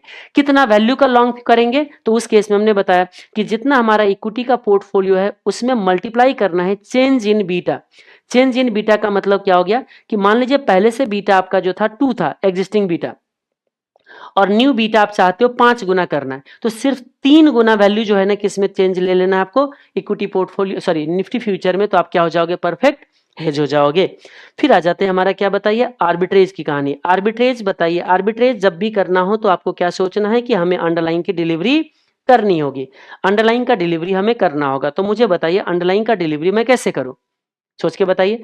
अब अंडरलाइन का डिलीवरी करने के लिए तो हम देख लेंगे, अगर इक्विटी है तब तो एक्सपायरी पे अपने आप डिलीवरी होगी, अगर मान लीजिए करेंसी है या फिर कमोडिटी है तो डिलीवरी नहीं होगी, लेकिन डिलीवरी हम कर सकते हैं। तो एक सबसे पहली बात, आर्बिट्रेज करने के लिए अंडरलाइन का डिलीवरी मस्ट है, बिना डिलीवरी आप कभी भी सोच नहीं सकते कि हम आर्बिट्रेज कर ले। फिर उसके बाद क्या करते हैं हम लोग, यहाँ पे फेयर प्राइस और एक्चुअल प्राइस को कंपेरिजन करते हैं। अगर मान लीजिए फेयर फ्यूचर, फ्यूचर याद रखना क्या बताया मैंने, अगर यहाँ पे जो हमारा एक्सपायरी है मान लीजिए 3 मंथ का, अब यहाँ पे जो फ्यूचर है वो कुछ एक प्राइस होगा, लेकिन उसका प्राइस तो एनएससी में कब मिलते हैं बताइए, आज ही मिल जाता है मुझे, क्योंकि वो फ्यूचर कब ट्रेड हो रहा था, आज के रेट पे। हम क्या देखने जाएंगे कि एनएससी में वो फ्यूचर सस्ता है या एनएससी में वो फ्यूचर हमारा क्या है, महंगा है।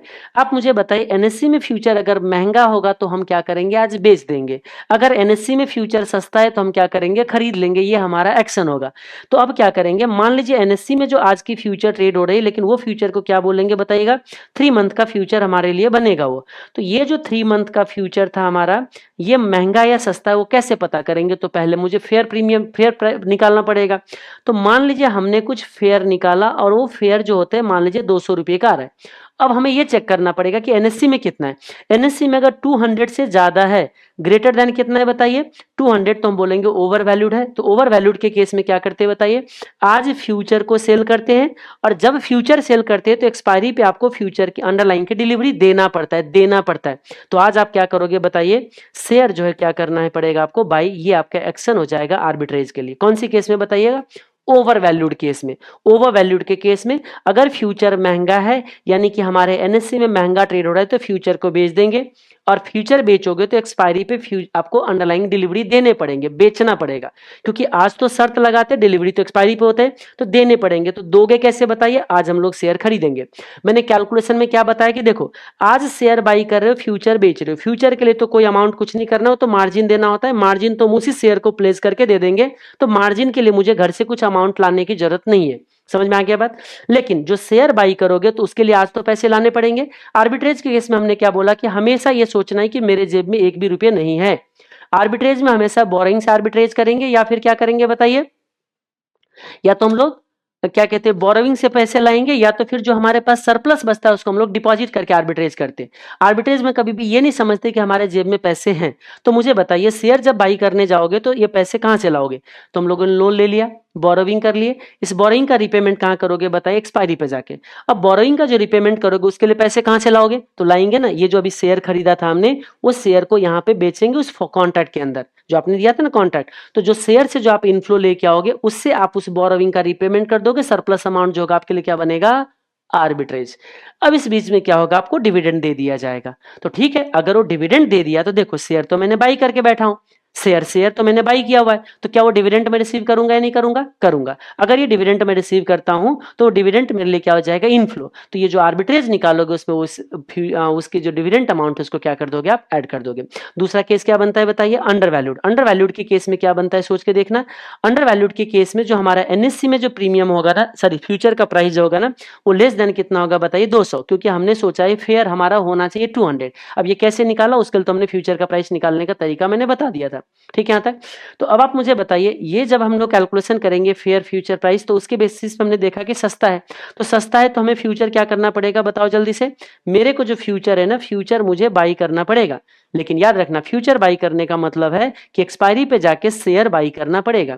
अब आप मुझे बताइए, एक्सपायरी पे अगर शेयर बाई करना है तो हमने क्या बताया था, उसका अपोजिट काम शेयर के साथ आज करना है। तो आज आपको कैश सेगमेंट में क्या करना होगा, स्पॉट में क्या करना होगा, शेयर को आपको बेचना पड़ेगा। लो मैं इस कैश सेगमेंट में कैसे बेच दूं, मेरे पास शेयर होना चाहिए। तो हमने एक अजम्पशन लिया था, याद आ रहा होगा कि इस केस में आर्बिट्रेज वही इंसान कर सकता है जिसके पास पहले से शेयर होता है और उसका इंटेंशन भी होता है कि शेयर को मैं क्या करूंगा बताइए, होल्ड करूंगा। तो मैं पहले से भी शेयर होल्ड कर रहा था, बाद में भी शेयर होल्ड करूंगा, बस कुछ दिनों के लिए अपने डीमैट से शेयर निकालूंगा और कुछ पैसे अपने जेब में रियलाइज कर दूंगा। That realisation is arbitrage profit. तो हमने क्या किया बताइए, फ्यूचर को बाई कर लिया। लेकिन अब मुझे बताइए फ्यूचर बाई सेल करने के लिए 1 रुपए की जरूरत नहीं है हमें, क्योंकि वो मार्जिन देना है, मार्जिन तो हम लोग यहाँ पे कंसीडर करते नहीं है।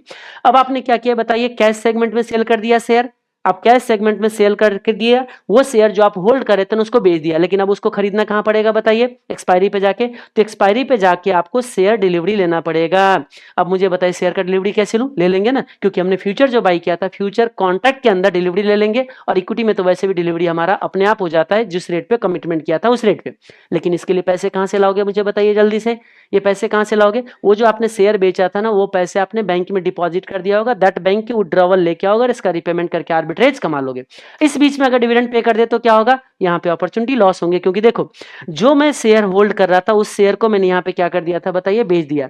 अब बेच दिया तो अगर यहाँ बीच में डिविडेंड कंपनी ने पे कर दिया तो मेरे को जलन हो रहा है, काश मैंने ये शेयर बेचा नहीं होता तो ये डिविडेंड मेरा होता, क्योंकि मैं शेयर होल्ड कर रहा था। इसलिए यहाँ के जो डिविडेंड को हम लोग क्या करते हैं यहाँ पे बताइए, अपॉर्चुनिटी लॉस कंसीडर करते हैं, और इसलिए आर्बिट्रेज में से उसको क्या कर देते हैं, माइनस कर देते। ये आपका था फ्यूचर का आर्बिट्रेज। ओके, उसके बाद हमने कुछ एक लॉग वगैरह दिखा दिया था, क्योंकि एक क्वेश्चन था जिसमें आपको याद आ रहा होगा 10.5% का कॉस्ट ऑफ कैपिटल दिया, और ये नहीं बताया कि 10.5% जो है ये कंपाउंडेड एनुअली है या कंपाउंडेड कॉन्टिन्यूअसली है। और उस क्वेश्चन के अंदर आपको लॉग दे दिया गया था, याद आ रहा होगा। तो हमने बताया कि अगर लॉग दे दे, एलएन जो दे दे अगर उस केस में, तो हमें ये इनडायरेक्ट हिंट है कि जो कॉस्ट ऑफ कैपिटल जो एनुअल कंपाउंडेड था, इसको कॉन्टिन्यूअस कंपाउंडिंग में हमें क्या करना पड़ेगा, कन्वर्ट करना पड़ेगा। तो 1 प्लस आई की पावर एन जो होता है ई की पावर आर टी की इक्वल करके यहां से ये आर निकालोगे, ये आई उसने दे दिया है, तो उसके लिए हमें लॉग की जरूरत पड़ता है। क्लियर यहां तक। तो लॉग की वैल्यू हम लोग कैलकुलेटर से भी निकाल सकते हैं। कैसे निकालते बताइए, दो तरह का लॉग होता है, एक बेस 10 एक बेस ई। जितना बेस है हमारा, बेस को 12 टाइम स्क्वायर रूट करते हैं, -1 करके मेमोरी में डाल देते हैं, और फिर जितने का लॉग निकालना है, जिस वैल्यू का लॉग निकालना है, एक्स को 12 टाइम स्क्वायर रूट -1 करके और फिर डिवाइड कर देते हैं एमआरसी से, तो हमारा लॉग आ जाता है। अगर थोड़ा सा रिकॉल नहीं कर पा रहे तो एक बार जाकर रिवीजन कर लेंगे तो पकड़ में आ जाएगा, और याद होगा तो अपने आप रिकॉल हो जाएगा। दूसरा, अगर एक्सपोनेंशियल वाले यानी कि एल एन अगर निकालना है तो उसका बेस होता है एक्सपोनेंशियल। तो एक्सपोनेंशियल का वैल्यू तो 2.81 2.71 828 828 2.71828 जो है, इसको हम लोग 12 टाइम स्क्वायर रूट करके -1 करेंगे, मेमोरी में डाल देंगे। और किसका लॉग निकालना है, एक्स का लॉग निकालना है, तो इसको फिर 12 टाइम स्क्वायर रूट करेंगे, -1 करेंगे और उसको वैल्यू डिवाइड कर देंगे, तो हमारा लॉग का वैल्यू आ जाएगा। ठीक है। और हेज रेशियो एक निकाल के दिया था। हेज रेशियो जो है बीटा को ही हम लोग हेज रेशियो बोलते हैं, क्योंकि हमने क्या बोला कि देखिए निफ्टी फ्यूचर का या किसी भी फ्यूचर का जो वैल्यू होता है, वो फ्यूचर का वैल्यू कैसे आता है, आपने क्या बोला बताइए, कि जितना हमारा वैल्यू ऑफ इक्विटी पोर्टफोलियो का वैल्यू होगा मल्टीप्लाई बाय बीटा। अब मान लीजिए इसको मैं अगर बीटा रखूं राइट हैंड साइड में, तो ये इधर जाके क्या होगा बताइएगा मुझे, यहाँ पे डिवाइड हो जाएगा किससे बताइए, इक्विटी पोर्टफोलियो वैल्यू। तो मुझे बताइए निफ्टी फ्यूचर का वैल्यू और इक्विटी पोर्टफोलियो का वैल्यू क्या एक प्रोपोर्शन है या नहीं है, ये है हेज करने का प्रोपोर्शन, क्योंकि जो वैल्यू निकाला था हेज वाले वैल्यू था। तो ये बीटा जो होता है हेज रेशियो के नाम से भी जाना जाता है। तो एक बार क्वेश्चन में बोला है हेज रेशियो निकाला, तो हम लोग क्या निकाला था बताइए, बीटा निकाला था।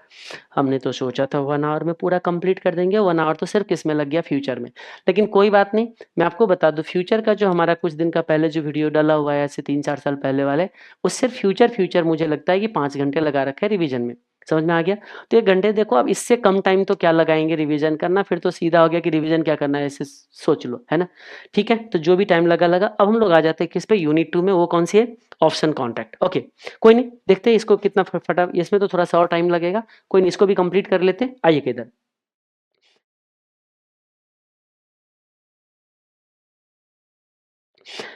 अब मैं अगर ऑप्शन कॉन्ट्रैक्ट में आ जाऊं, तो ऑप्शन कॉन्ट्रैक्ट में थोड़ा सा डिफरेंसेस है। ये क्या कहता है बताइएगा, ऑप्शन कॉन्ट्रैक्ट ये कहता है कि आपके पास चॉइस है, किसके पास, इसमें दो पार्टी होता है, एक पार्टी को होल्डर बोलते हैं, एक पार्टी को क्या बोलते हैं, राइटर बोलते हैं। ऑप्शन हमारा कितने टाइप्स के होते हैं बताइए, 2 टाइप्स का, एक कॉल ऑप्शन और एक कोई होता है हमारे लिए पुट ऑप्शन। कॉल ऑप्शन और पुट ऑप्शन। कॉल ऑप्शन बना है ऊपर के लिए, ऊपर के लिए मतलब कॉल ऑप्शन एक्टिव हो जाता है जब मार्केट में अंडरलाइन की प्राइस कहां जाता है, ऊपर जाता है। ठीक है। और अगर अंडरलाइंग का प्राइस नीचे जाए तो पुट ऑप्शन एक्टिव हो जाता है, यानी कि पुट बना है नीचे के लिए, याद आ रहा होगा कुछ, कॉल बना है ऊपर के लिए, पुट बना है नीचे के लिए। अगर, लेकिन एक चीज याद रखना, जो भी कॉल हो या पुट हो, इसका प्रीमियम जो होता है वो डिपेंड करता है अंडरलाइंग के प्राइस पे। अंडरलाइंग का प्राइस ऊपर जाएगा, कॉल का प्रीमियम क्या होगा बताइए, बढ़ेगा, और पुट का प्रीमियम क्या होगा बताइएगा, घटेगा। अगर मार्केट में प्राइस ऊपर जा रहा है, क्योंकि पुट बना था नीचे के लिए, लेकिन मार्केट तो जा रहा है, शेयर का प्राइस ऊपर जा रहा है, तो उस केस में क्या होगा, पुट का प्रीमियम घटता है। मान लीजिए मार्केट में प्राइस क्या हो रहा है बताइए, नीचे जा रहा है, तो मार्केट में प्राइस नीचे जा रहा है तो जो पुट की प्रीमियम है ना वो बढ़ेगा, क्योंकि पुट जो होता है हमेशा इनडायरेक्टली मूव करता है किसके साथ, शेयर के साथ। लेकिन कॉल की केस में देखना, कॉल का प्रीमियम नीचे जाएगा जब आपका मार्केट क्या होगा बताइए, नीचे जाएगा। ओके, कॉल देता है आपको राइट टू बाई शेयर। अगर किसी ने इक्विटी का कॉल खरीदा है तो याद रखना एक्सपायरी पे जाके इक्विटी डिलीवरी लेने पड़ेंगे। आज के रेट पे इक्विटी में डिलीवरी होती है, किसके केस में, कॉल और पुट। अगर इक्विटी का लिया आपने तो डिलीवरी लेना पड़ेगा, जो कि पहले नहीं होता था। पहले हम लोग पे ऑफ से सेटलमेंट करते थे, लेकिन आज आपको कॉल कैश में डिलीवरी लेना पड़ेगा, किसको, इक्विटी को। लेकिन हाँ, वही इंडेक्स है, करेंसी है, कमोडिटी है, तो उस केस में आपको डिफरेंस लेना पड़ेगा। तो हम इसके लिए क्या करते हैं बताइए, कि स्ट्राइक प्राइस सेट करते हैं, और अगर मार्केट में प्राइस एक्सपायरी पे जाके अगर मार्केट में प्राइस इससे ऊपर हो जाए, किससे बताइए, एक स्ट्राइक प्राइस से ऊपर हो जाए, तो कॉल एक्सरसाइज होते हैं, और उस केस में जो डिफरेंसेज होता है वो राइटर पे करता है, किसको, होल्डर को। लेकिन जो कॉल ऑप्शन जिसमें एक पार्टी है होल्डर, वो स्टार्टिंग में राइटर को क्या करते हैं बताइएगा, प्रीमियम पे करते, और एक्सपायरी पे जाके वो चेक करते हैं कि मार्केट ऊपर गया नीचे गया। अगर मार्केट ऊपर गया तो डिफरेंसेस अमाउंट कौन लेते हैं बताइए, कॉल के होल्डर लेते हैं, और कॉल के जो राइटर है उनको पे करता है।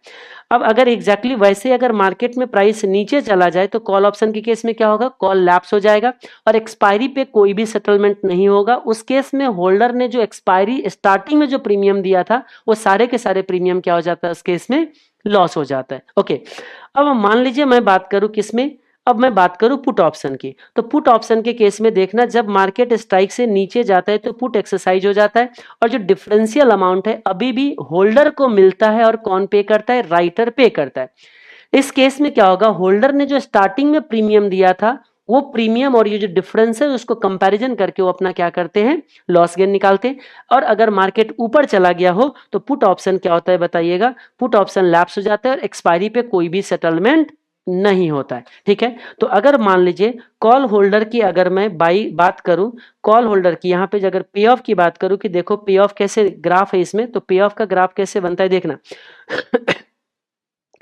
जो कॉल की जो होल्डर है वो कॉल की होल्डर मिनिमम, सॉरी, जो लॉस करते हैं वो क्या होता है बताइए, लिमिटेड होता है, इससे ज्यादा का लॉस नहीं होगा। लेकिन लॉस कब करता है, जब मार्केट नीचे गिरता है, क्योंकि कॉल बना है ऊपर के लिए। अगर मार्केट ऊपर चला जाए, ये है मार्केट का प्राइस, ये है ऊपर जाने का प्राइस, ठीक है, और ये है लॉस गेन का लाइन। तो मार्केट अगर ऊपर चला जाए मतलब मार्केट का शेयर प्राइस इधर राइट साइड में जाएगा, मार्केट गिर रहा है मतलब किधर जाता है बताइए, लेफ्ट साइड में, लॉस हो रहा है मतलब इससे नीचे जाता है, गेन हो रहा है मतलब इसके ऊपर जाता है। तो मुझे बताइए, लॉस मैंने नीचे ले लिया, लेकिन नीचे कब होता है, जब मार्केट में प्राइस गिरता है। कहां से नीचे, बीईपी से नीचे। अगर ये बीईपी से नीचे प्राइस गिरे तो जाके क्या होता है बताइए, लॉस होते हैं, और ये जो प्राइस होगा आपके लिए स्ट्राइक प्राइस होगा। तो अब अगर यहां पे देखोगे तो कॉल ऑप्शन के केस में अगर एक एक करके मैं अगर रिवाइज करूं तो कॉल ऑप्शन में दो पार्टी है, एक होल्डर है, एक कौन है बताइए, राइटर है। होल्डर स्टार्टिंग में प्रीमियम देता है, राइटर स्टार्टिंग में प्रीमियम लेता है। एक्सपायरी पे जाके होल्डर पे ऑफ लेता है, और राइटर पे ऑफ क्या करते हैं, देता है। होल्डर की लॉस गेन क्या होगा बताइएगा, जितना पे ऑफ लिया था एक्सपायरी पे माइनस प्रीमियम। राइटर का लॉस गेन क्या होगा बताइएगा, जो प्रीमियम रिसीव किया है माइनस पे ऑफ। दोनों के लिए बीईपी एक ही प्राइस होता है। बीईपी कौन सी होता है बताइए, स्ट्राइक प्राइस प्लस प्रीमियम होता है कॉल के केस में। समझ में आ गया बात। और ये जो बीईपी के जब मार्केट में प्राइस ऊपर जाता है तब जाके हमारा क्या होता है बताइए, प्रॉफिट आता है। तो ये जो प्राइस पॉइंट था ना, ये पॉइंट हमारे बीईपी का पॉइंट था। अगर मार्केट में प्राइस इससे ऊपर जाएगा देन क्या होगा बताइएगा, प्रॉफिट होने वाला है। क्लियर है यहां तक। और बीईपी से स्ट्राइक प्राइस के बीच में थोड़ा सा कम होता है, और इसके बाद जो होते हैं पूरे के पूरे जितना आपका स्ट्राइक प्राइस होगा ना उतने का टोटल लॉस होगा। होल्डर का लॉस स्ट्राइक प्राइस से ज्यादा नहीं हो सकते हैं, और प्रॉफिट जो होते हैं वो अनलिमिटेड हो सकता है होल्डर के लिए। लेकिन वही चीज जब आप राइटर के लिए एनालाइज करोगे तो राइटर की सिचुएशन कुछ और बन जाता है। ये दूसरी बात है कि राइटर का भी बीईपी वही होता है, लेकिन राइटर ज्यादा से ज्यादा स्ट्राइक प्राइस कमा सकता है, इससे ज्यादा नहीं कमाएगा। लेकिन मार्केट अगर ऊपर चला जाए इस एरिया में मार्केट चला जाए तो राइटर कितना भी लॉस कर सकता है, तो अनलिमिटेड लॉस होते हैं राइटर का, लेकिन राइटर का गेन इतना ही होता है। तो राइटर का पे ऑफ इस तरीके से बनते हैं। लेकिन चाहे होल्डर हो चाहे राइटर हो, स्ट्राइक प्राइस से जितना प्रीमियम पे किया था वहां पे जाके दोनों के लिए क्या बनता है बताइए, बीपी बनता है। ओके, अगर मैं पुट ऑप्शन की बात करूं तो पुट ऑप्शन के केस में दो पार्टी है, कौन कौन बताइए, एक है आपका होल्डर, एक है राइटर। चाहे होल्डर हो, कॉल का होल्डर हो चाहे पुट का होल्डर हो, यहाँ पे प्रीमियम क्या करना होता है बताइएगा, पे करना होता है, और इसको प्रीमियम रिसीव करता है। पुट के केस में भी सेम होता है, होल्डर प्रीमियम देता है, राइटर प्रीमियम क्या करता है, लेता है। राइटर कौन होता है, जिसके पास से क्या कहते हैं, कॉन्ट्रैक्ट ना हो, ऑप्शन ना हो, फिर भी अगर वो बेच दे तो वो कौन होता है बताइए, राइटर होता है। जिस ऑप्शन को खरीदता है वो कौन होता है, यहाँ पे होल्डर होता है। ऑप्शन के जो बायर है वो होल्डर होता है। ऑप्शन को बाई करना, अगर मार्केट में गए और आप बाई करने गए ऑप्शन तो आप होल्डर बन गए, आप सेल करने गए आपके पास नहीं था और बेचने गए, कौन बन गए, राइटर। लेकिन पहले से मैं खरीद करके कॉल होल्ड कर रहा हूं, पहले से मैं होल्ड कर रहा हूं कॉल को, और अब मैं बेचने जा रहा हूं, तो राइटर नहीं हूं मैं, अपना पुराना कॉन्ट्रैक्ट को मैं स्क्वायर अप कर रहा हूं। याद रखना, शॉर्ट पोजीशन क्रिएट करना राइटिंग करना होता है। यहां तक क्लियर है आपको? ओके, तो अब मुझे बताइए पुट के केस में, थोड़ा फटाफट बोलेंगे। पुट के केस में प्रीमियम कौन देता है, होल्डर। लेता कौन है प्रीमियम, राइटर। अब आप मुझे बताइए पे ऑफ की बात करते हैं, पे ऑफ इसमें कैसे आएगा पुट के केस में, स्ट्राइक से नीचे। पे ऑफ कौन पे करता है, राइटर। रिसीव कौन करता है, होल्डर। इसका बीपी कब आता है बताइए, स्ट्राइक प्राइस माइनस प्रीमियम से आपके इसका क्या होता है, बीपी आता है। अगर कोई पी ऑफ ग्राफ बनाना चाहेगा तो कैसे बनाएगा बताइएगा। उसका जो पी ऑफ ग्राफ होता है, याद रखना, मार्केट इधर की तरफ आएगा तो कमाएगा, इधर की तरफ आएगा तो कमाएगा कौन बताइए, होल्डर। तो होल्डर के लिए ऊपर जाएगा प्रॉफिट, है ना। लेकिन प्रॉफिट कैसे आएगा, देखिए इस तरीके से प्रॉफिट जो होते हैं होल्डर को मिलते हैं, लेकिन ये प्रॉफिट जो होते हैं यहां पे जीरो हो जाएगा। कौन सी प्राइस होगा जीरो होने वाले, बीपी। और जब मार्केट ऊपर जाना शुरू करते हैं तब क्या होता है, यहाँ पे लॉस होता है। तो ये जो होगा ना, ये स्ट्राइक प्राइस होगा, ये बीईपी का प्राइस होगा, और ये आपका लॉस हो गया। ये वाले एरिया जो है ना, ये देखो इतना आपका लॉस हो जाता है। तो ये किसके लिए पे ऑफ का ग्राफ बना बताइए, होल्डर के लिए। राइटर का पे ऑफ ग्राफ जो होता है सीधा उल्टा बनता है, वो इस तरीके से आपका राइटर का ग्राफ बनेगा, इसमें जाके इस तरीके से। राइटर यहाँ पे जो होता है, ये राइटर का ग्राफ है, और ये जो था ये किसका बताइए, होल्डर के लिए। ओके, आगे बढ़ते हैं हम लोग। अब हम बात करें European option and American option. अगर ये ऑप्शन किसी भी टाइम एक्सरसाइज हो जाए, किसी भी टाइम एक्सरसाइज कर सकते हैं, यानी कि आपके पास जो अधिकार था ना शेयर खरीदने का, वो शेयर कभी भी खरीद सकते हो, तो कौन सी ऑप्शन है वो, अमेरिकन। और अगर सिर्फ एक्सपायरी पे खरीद सकते हो तो कौन से आपका, यूरोपियन। इंडिया में कौन सी ऑप्शन ट्रेड होती है, European. Square of option contract exactly same चीज, कि देखो हम ऑप्शन से भी एग्जिट कर सकते हैं। अगर आपने ऑप्शन को पहले से बाई किए हो तो अब सेल कर दो, पहले से सेल किए हो तो बाई कर दो, एग्जिट हो जाओगे। लेकिन कब तक एग्जिट कर सकते हो, एक्सपायरी से पहले कभी भी एग्जिट कर सकते हैं। मान लीजिए मैंने कॉल खरीदा था, थोड़ा देर के बाद प्रीमियम फ्लक्चुएट हो जाता है, क्योंकि अंडरलाइन का प्राइस ऊपर जाता है तो कॉल का प्रीमियम बढ़ जाता है, पुट का प्रीमियम घट जाता है। अंडरलाइन का प्राइस नीचे जाता है तो कॉल का प्रीमियम घट जाता है, पुट का प्रीमियम बढ़ जाता है। अंडरलाइन कोई फ्लक्चुएट नहीं होता है तब भी कॉल और पुट का प्रीमियम गिर जाता है, क्योंकि कॉल और पुट के प्रीमियम के अंदर दो कंपोनेंट होता है, time value and intrinsic value. Intrinsic value और टाइम वैल्यू दोनों को ऐड करूं, यहाँ कहीं पे लिखा होगा आपको, यहाँ पे कहीं पे लिखा होगा, ये रहा आपका, देखिए intrinsic value and time value. यानी कि इसका मतलब क्या हुआ मुझे बताइए, कि अगर मैं टाइम वैल्यू, इंट्रिंसिक वैल्यू में टाइम वैल्यू अगर ऐड करूं तो जाके क्या बनता है बताइएगा, प्रीमियम बनता है। तो अगर मार्केट में कोई प्राइस फ्लक्चुएट ना हो तो धीरे धीरे टाइम बीतता जाता है, टाइम वैल्यू डिक्रीज होता है, तब भी प्रीमियम गिरता है। मार्केट में कोई फ्लक्चुएशन ना हो तो भी राइटर जो होते हैं ना कमाता है, क्योंकि राइटर ने जितने में बेचा था धीरे धीरे प्रीमियम क्या होता है बताइए, गिरना शुरू हो जाता है। ओके, तो हमने क्या बोला कि उस केस में, यानी कि जो किसी ने अगर स्क्वायर अप करना है, अगर आपने कॉल खरीदा था तो कॉल बेच दो। जब आपने कॉल खरीदा था उस टाइम प्रीमियम दिया, जब कॉल बेचोगे उस टाइम प्रीमियम लोगे। कॉल बेचना राइटिंग करना नहीं है, फर्स्ट टाइम बेचना राइटिंग करना है। समझ में आ गया बात। तो जिसने पहले राइटिंग किया वो बाद में बाई करेगा, क्योंकि पहले बेचा था तो प्रीमियम लिया था, बाद में खरीद के प्रीमियम पे करेगा, और दोनों के प्रीमियम का डिफरेंस क्या होता है, स्क्वायर अप के केस में लॉस गेन होता है। मैंने रिलेशनशिप बताया अंडरलाइंग प्राइस का और प्रीमियम का, अभी मैं 3-4 बार बोल चुका हूं कि कॉल की प्रीमियम जो होते हैं डायरेक्टली लिंक होता है प्राइस से। प्राइस ऊपर, कॉल ऊपर, प्राइस नीचे, कॉल नीचे, क्योंकि कॉल बना था ऊपर के लिए। पुट जो होता है इनवर्सली चलता है, प्राइस जब नीचे जाता है तो पुट का प्रीमियम क्या होता है बताइए, बढ़ता है। ये रिलेशनशिप यहाँ पे बता रखा है। Investment required for option trading, जो कॉल बाई करता है वो सिर्फ प्रीमियम पे करता है, और जो राइटिंग करता है वो मार्जिन पे करता है, क्योंकि राइटर के पास अनलिमिटेड रिस्क होता है। अगर मान लीजिए किसी ने पास कॉल नहीं है और कॉल आपने राइट किया है, तो आप क्या पे करोगे पता है, मार्जिन पे करोगे, और अप्रोक्सीमेटली 1.5 लाख आपको 1.5 लाख जाता है निफ्टी बैंक निफ्टी के केस में। स्टॉक के केस में तो कॉन्ट्रैक्ट वैल्यू जितना होगा उसके बेसिस पे जाएगा। स्टेटस ऑफ ऑप्शन के अंदर in the money, at the money, out of the money है। बेकार option out of the money होता है, जहां पे स्ट्राइक प्राइस और स्पॉट प्राइस इक्वल हो जाए, वो कौन सी ऑप्शन है बताइए, एट द मनी। और जो बेकार वाले है वो कौन सी है, आउट ऑफ द मनी। और जो अच्छा है वो क्या है बताइए, in the money. In the money के केस में आप मुझे बताइए, कॉल के केस में स्ट्राइक प्राइस छोटा होना अच्छा या बड़ा होना अच्छा, क्योंकि कॉल कहता है राइट टू बाई, आप शेयर बाई कर लेना। तो बाई सस्ता करो अच्छा या बुरा, अच्छा, सस्ता अच्छा।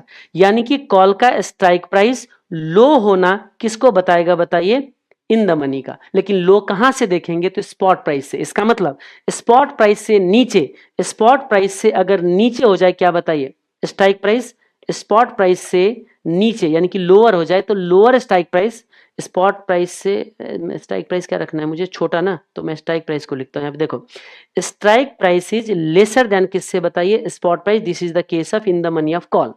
समझ में आ गया। तो आउट ऑफ द मनी क्या होगा, इसका उल्टा। अगर कहीं पे स्पॉट प्राइस से बड़ा स्ट्राइक प्राइस रख दो, तो स्ट्राइक प्राइस बड़ा मतलब महंगा खरीद लेना, बेकार की बात है, आउट ऑफ द मनी बन जाता है। जहां पे दोनों इक्वल है क्या बन गया बताइए, एट द मनी।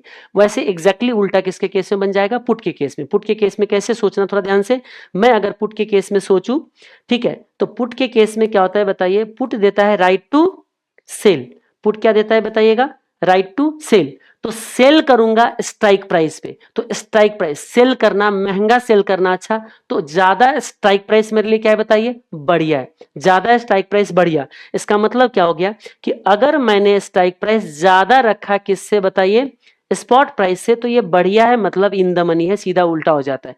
अगर कॉल के केस में, पुट के केस में, पुट के केस में स्ट्राइक प्राइस बड़ा है, मतलब अच्छा क्या है वो, स्टॉक है, सॉरी अच्छा ऑप्शन है, पुट ऑप्शन है। तो पुट ऑप्शन क्या कहलाएगा इस केस में, इन द मनी। जहां पे दोनों इक्वल हो गया, ये हो गया एट द मनी। और जहां पे स्ट्राइक प्राइस सस्ता हो गया, घटिया हो गया, अरे 2 रुपए में बेच लेना शेयर, स्ट्राइक प्राइस कम कर दिया, बेकार की बात है, क्या बन जाएगा, out of the money. Out of the key money option की प्रीमियम क्या होता है, सस्ता।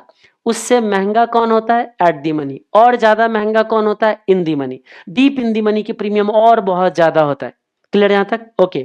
Strategy in option, call option खरीदना, ऑलरेडी बता दिया। लॉन्ग कॉल यानी कि कॉल खरीदना, वो तब कोई इंसान कॉल खरीदता है जब मार्केट ऊपर जाने वाला होता है, तभी कोई इंसान कॉल खरीदता है।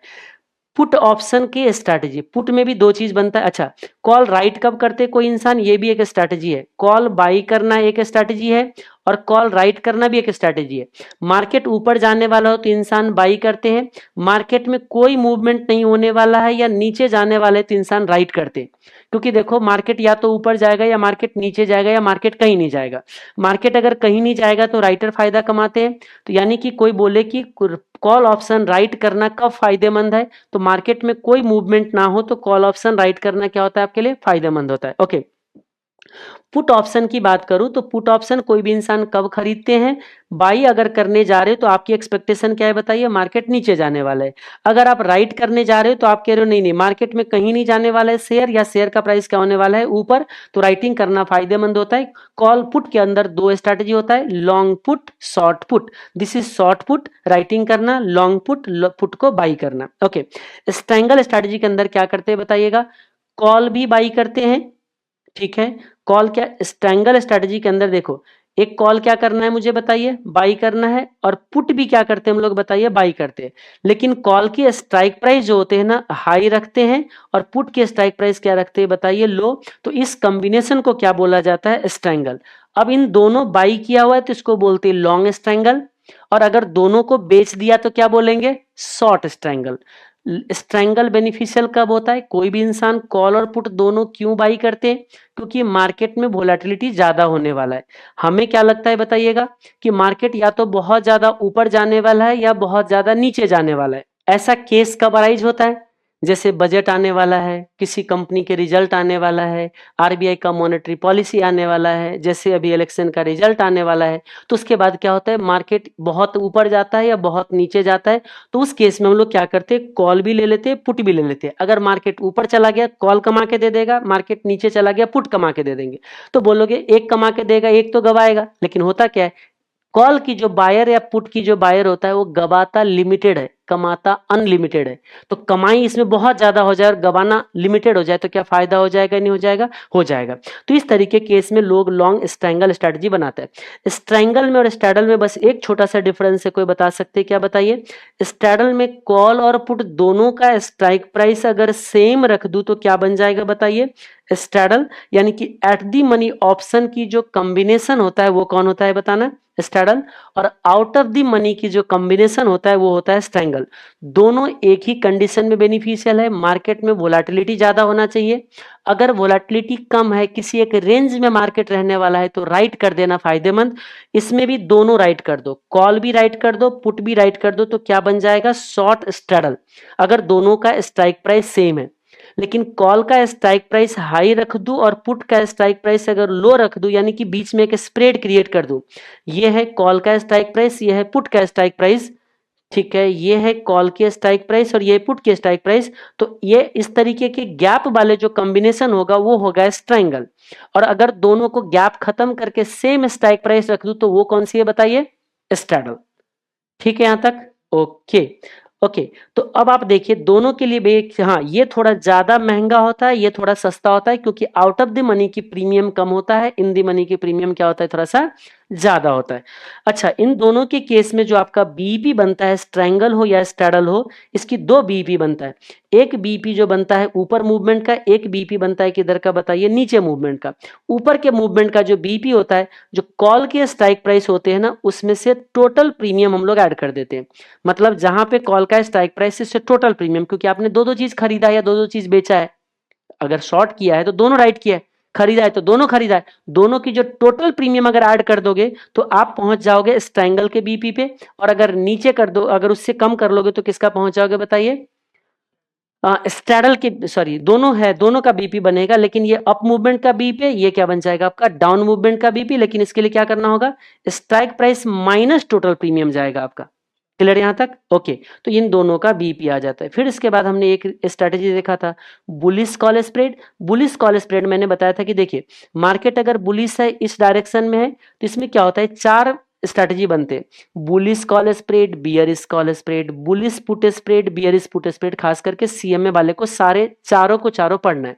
चाहे तो मैंने बोला था सीए वाले की कोई बात नहीं, इग्नोर कर देना, क्योंकि आपके स्टडी मैट में इस चीजों को हटाया गया है, तो आप चाहो तो इग्नोर कर सकते हो। लेकिन हटा के भी क्या करोगे, जैसे कि स्ट्रैटेजी तो पहले भी नहीं था, लेकिन इस बार के एग्जाम में भी स्ट्रैटेजी पूछ दिया गया है कि लॉन्ग और शॉर्ट कौन सी स्ट्रैटेजी अडॉप्ट करेंगे। तो इसलिए मैं कहता हूं कि देखिए, कॉल पुट अगर हमें आता है तो स्ट्रैटेजी में कुछ है नहीं, और रियल लाइफ में हर दिन इंसान यही करते, अनलिमिटेड स्ट्रैटेजी बनते। लेकिन कम से कम मैंने आपको 10-11 जो पढ़ाया था, मैंने बोला कितना आप पढ़ लीजिए। तो उस केस में बुलिश कॉल स्प्रेड में मैंने बताया था कि एक स्ट्रैटेजी अगर पढ़ना चाहते हो तो मार्केट अगर बुलिश है तो मार्केट के डायरेक्शन में राइट करना और अपोजिट डायरेक्शन में बाई करना, यानी कि एक कॉल को बाई करना और कॉल को ही राइट करना, ऊपर के स्ट्राइक प्राइस वाले कॉल राइट करना और नीचे के स्ट्राइक प्राइस वाले कॉल को बाई करना। इस कॉम्बिनेशन को क्या बोला जाता है, बुलिश कॉल स्प्रेड। ये तब बेनिफिशियल होता है जब मार्केट ऊपर जाएगा। अब कुछ लोगों को कंफ्यूजन आता है कि सर मार्केट ऊपर जाएगा तो कॉल बाई करके भी तो हम कमा सकते थे। हाँ, कमा सकते थे, लेकिन यहाँ पे बीपी बहुत ज्यादा होता है। कॉल बाई करके तब कमा सकते हो जब मूवमेंट ज्यादा आना चाहिए, क्योंकि कम मूवमेंट में कॉल का बायर कभी नहीं कमाता है। लेकिन ये जो बुलिश कॉल स्प्रेड है, इसका बीपी जल्दी अचीव हो जाता है। बीपी जल्दी अचीव होने की वजह से थोड़ा सा भी मार्केट ऊपर जाते तो कमाई हो जाता है। इसलिए एक स्ट्रेटजी लोगों ने क्या बना रखा है, बुलिश कॉल स्प्रेड की। बटरफ्लाई, अच्छा, इसी में बियरिश कॉल स्प्रेड होता तो मार्केट नीचे होता तो मार्केट के डायरेक्शन में राइट करना है, अदर डायरेक्शन में बाई करना है। यानी कि हाई स्ट्राइक प्राइस वाले कॉल को क्या करना है, बाई कर लूं, और लो स्ट्राइक प्राइस वाले कॉल को अगर राइट कर दूं तो उसको बोला जाता है बियरिश कॉल स्प्रेड। और तब फायदेमंद होता है जब मार्केट क्या हो जाए, नीचे हो जाए। इससे ज्यादा किसी भी स्ट्रेटजी में कुछ भी याद रखने की जरूरत नहीं है। मैंने बोला था स्ट्रेटजी के अंदर सिर्फ कॉम्बिनेशन याद रखना, ज्यादा टाइम स्पेंड मत करना इसके अंदर, ठीक है। बटरफ्लाई स्ट्रेटजी क्या होता है, ये इसके अंदर हम 3 स्ट्राइक प्राइस लेते हैं, बीच के स्ट्राइक प्राइस पे 2 ऑप्शन राइट करते हैं, ऊपर के स्ट्राइक प्राइस पे एक ऑप्शन बाई करते हैं एक लॉट, और नीचे के स्ट्राइक प्राइस पे भी एक लॉट बाई करते हैं। यानी कि ऊपर नीचे बाई, बीच में अगर राइट कर दे तो इसको लॉन्ग बटरफ्लाई स्ट्रैटेजी बोलते हैं। और अगर कॉल यूज करोगे तो कॉल बटरफ्लाई, इसके अंदर पुट यूज करोगे तो पुट बटरफ्लाई। ये बेनिफिशियल तब होता है जब मार्केट जो ये 3 रेंज हमने डिसाइड किया ना, इसी के रेंज में अगर रह जाए तो क्या होता है, ये बेनिफिशियल होता है। इसका मतलब जो शॉर्ट स्ट्रैडल और शॉर्ट स्ट्रैंगल की जो पोजीशन थी कि मार्केट मूवमेंट नहीं होगा तो कमाएंगे, वही सिचुएशन यहां भी है। लेकिन स्ट्रैंगल और स्ट्रैडल के अंदर मार्केट अगर बहुत ज्यादा बाहर निकल जाए तो राइटर अनलिमिटेड लॉस करते हैं, लेकिन बटरफ्लाई के अंदर मार्केट अगर दोनों तरफ निकल भी जाए ना तो लिमिटेड लॉस होता है। तो इसीलिए ये स्ट्रैटेजी सब जो होता है ना, limited loss limited gain strategy होता है। ओके, अब आते हैं ऑप्शन की वैल्यूएशन की तरफ। ऑप्शन की जब वैल्यूएशन की बात हुई तो इसमें हमने अलग अलग पढ़ा कि 3 स्पेसिफिक मेथड है, एक हमारा जनरल मेथड है। 3 कौन कौन से स्पेसिफिक है थोड़ा सा बोलेंगे जल्दी से आप लोग। हाँ जी, 3 जो स्पेसिफिक है हमारा, वो एक स्पेसिफिक है कि देखो, एक तो ब्लैक स्कल जो रियल लाइफ में यूज होती है, एक है पुट कॉल पैरिटी मेथड, और एक है बाइनोमियल मॉडल। और अगर ये तीनों मेथड अगर अप्लाई ना हो तो हम लोग कौन सी यूज करेंगे बताइएगा, जनरल मेथड। आप मुझे बताइए, इसका कंडीशन है, क्वेश्चन में कभी कभी बोल दिया जाता है कि ये मेथड यूज करो, कभी कभी क्वेश्चन के अंदर कुछ भी नहीं बोला जाता है, तो हम खुद डिसाइड करते हैं कि क्या यहाँ पे यूज होने वाला है। क्लियर यहाँ तक? तो आप मुझे बताइए, अगर ये ब्लैक स्कल्स मॉडल है तो इसके अंदर एक पहचानने की तरीका है कि देख भाई, तू अगर स्टैंडर्ड डेविएशन दे देगा तो मैं ब्लैक स्कल्स यूज करूंगा, दूसरा कोई हमें यूज करने, क्योंकि दूसरा कोई भी मेथड स्टैंडर्ड डेविएशन को यूज नहीं करता है। इंप्लाइड वोलेटिलिटी बोलो या आप वोलेटिलिटी बोलो या स्टैंडर्ड डेविएशन बोलो, अगर वो दे दिया जाए तो आप ब्लैक स्कल्स मॉडल ही यूज करोगे। पुट कॉल पैरिटी में क्या होता है, कॉल की प्रीमियम जो है वो दे दिया जाए और पुट की प्रीमियम हमें कैलकुलेट करना हो, या पुट की प्रीमियम कैलकुलेट करना हो हमें, है ना, और कॉल की प्रीमियम क्या कर दिया जाए बताइए, सॉरी, पुट का प्रीमियम दे दिया जाए और कॉल की कैलकुलेट करना हो, तब भी पुट कॉल पैरिटी यूज होता है। लेकिन एक चीज याद रखना, कॉल और पुट दोनों की अंडरलाइन सेम होना चाहिए, स्ट्राइक प्राइस सेम होना चाहिए और एक्सपायरी भी सेम होना चाहिए, तभी जाके पुट कॉल पैरिटी यूज कर सकते हो। मैंने एक और भी चीज बताया था कि ये जो पुट कॉल पैरिटी है, ये ब्लैक स्कॉल्स अपने आप में भी यूज करता है। यानी कि ब्लैक स्कॉल्स फॉर्मूला के अंदर मान लीजिए आपने कॉल की प्रीमियम निकाल दिया और पुट की प्रीमियम आप कैलकुलेट करना है, आपको कोई जरूरी नहीं ब्लैक स्कॉल्स की फॉर्मूला यूज करने की, पीसीपी की फॉर्मूला उठाइए, काम चल जाएगा। समझ में आ गई बात? ओके। और बाइनोमियल मॉडल में क्या होता है बताइए, बाइनोमियल मॉडल में 2 ही कंडीशन है कि हमारा प्राइस ऊपर जाएगा या प्राइस क्या होगा बताइए, नीचे जाएंगे। लेकिन बाइनोमियल के कंडीशन के अंदर हमारे पास 2 मेथड है, एक डेल्टा मेथड है, एक हमारे पास है रिस्क न्यूट्रल मेथड है। 2 मेथड है, डेल्टा मेथड और रिस्क न्यूट्रल मेथड। आप मुझे बताइए, बाइनोमियल के केस में जो हमारा डेल्टा मेथड है उसमें क्या करते हैं, रिस्क न्यूट्रल मेथड में क्या करते हैं।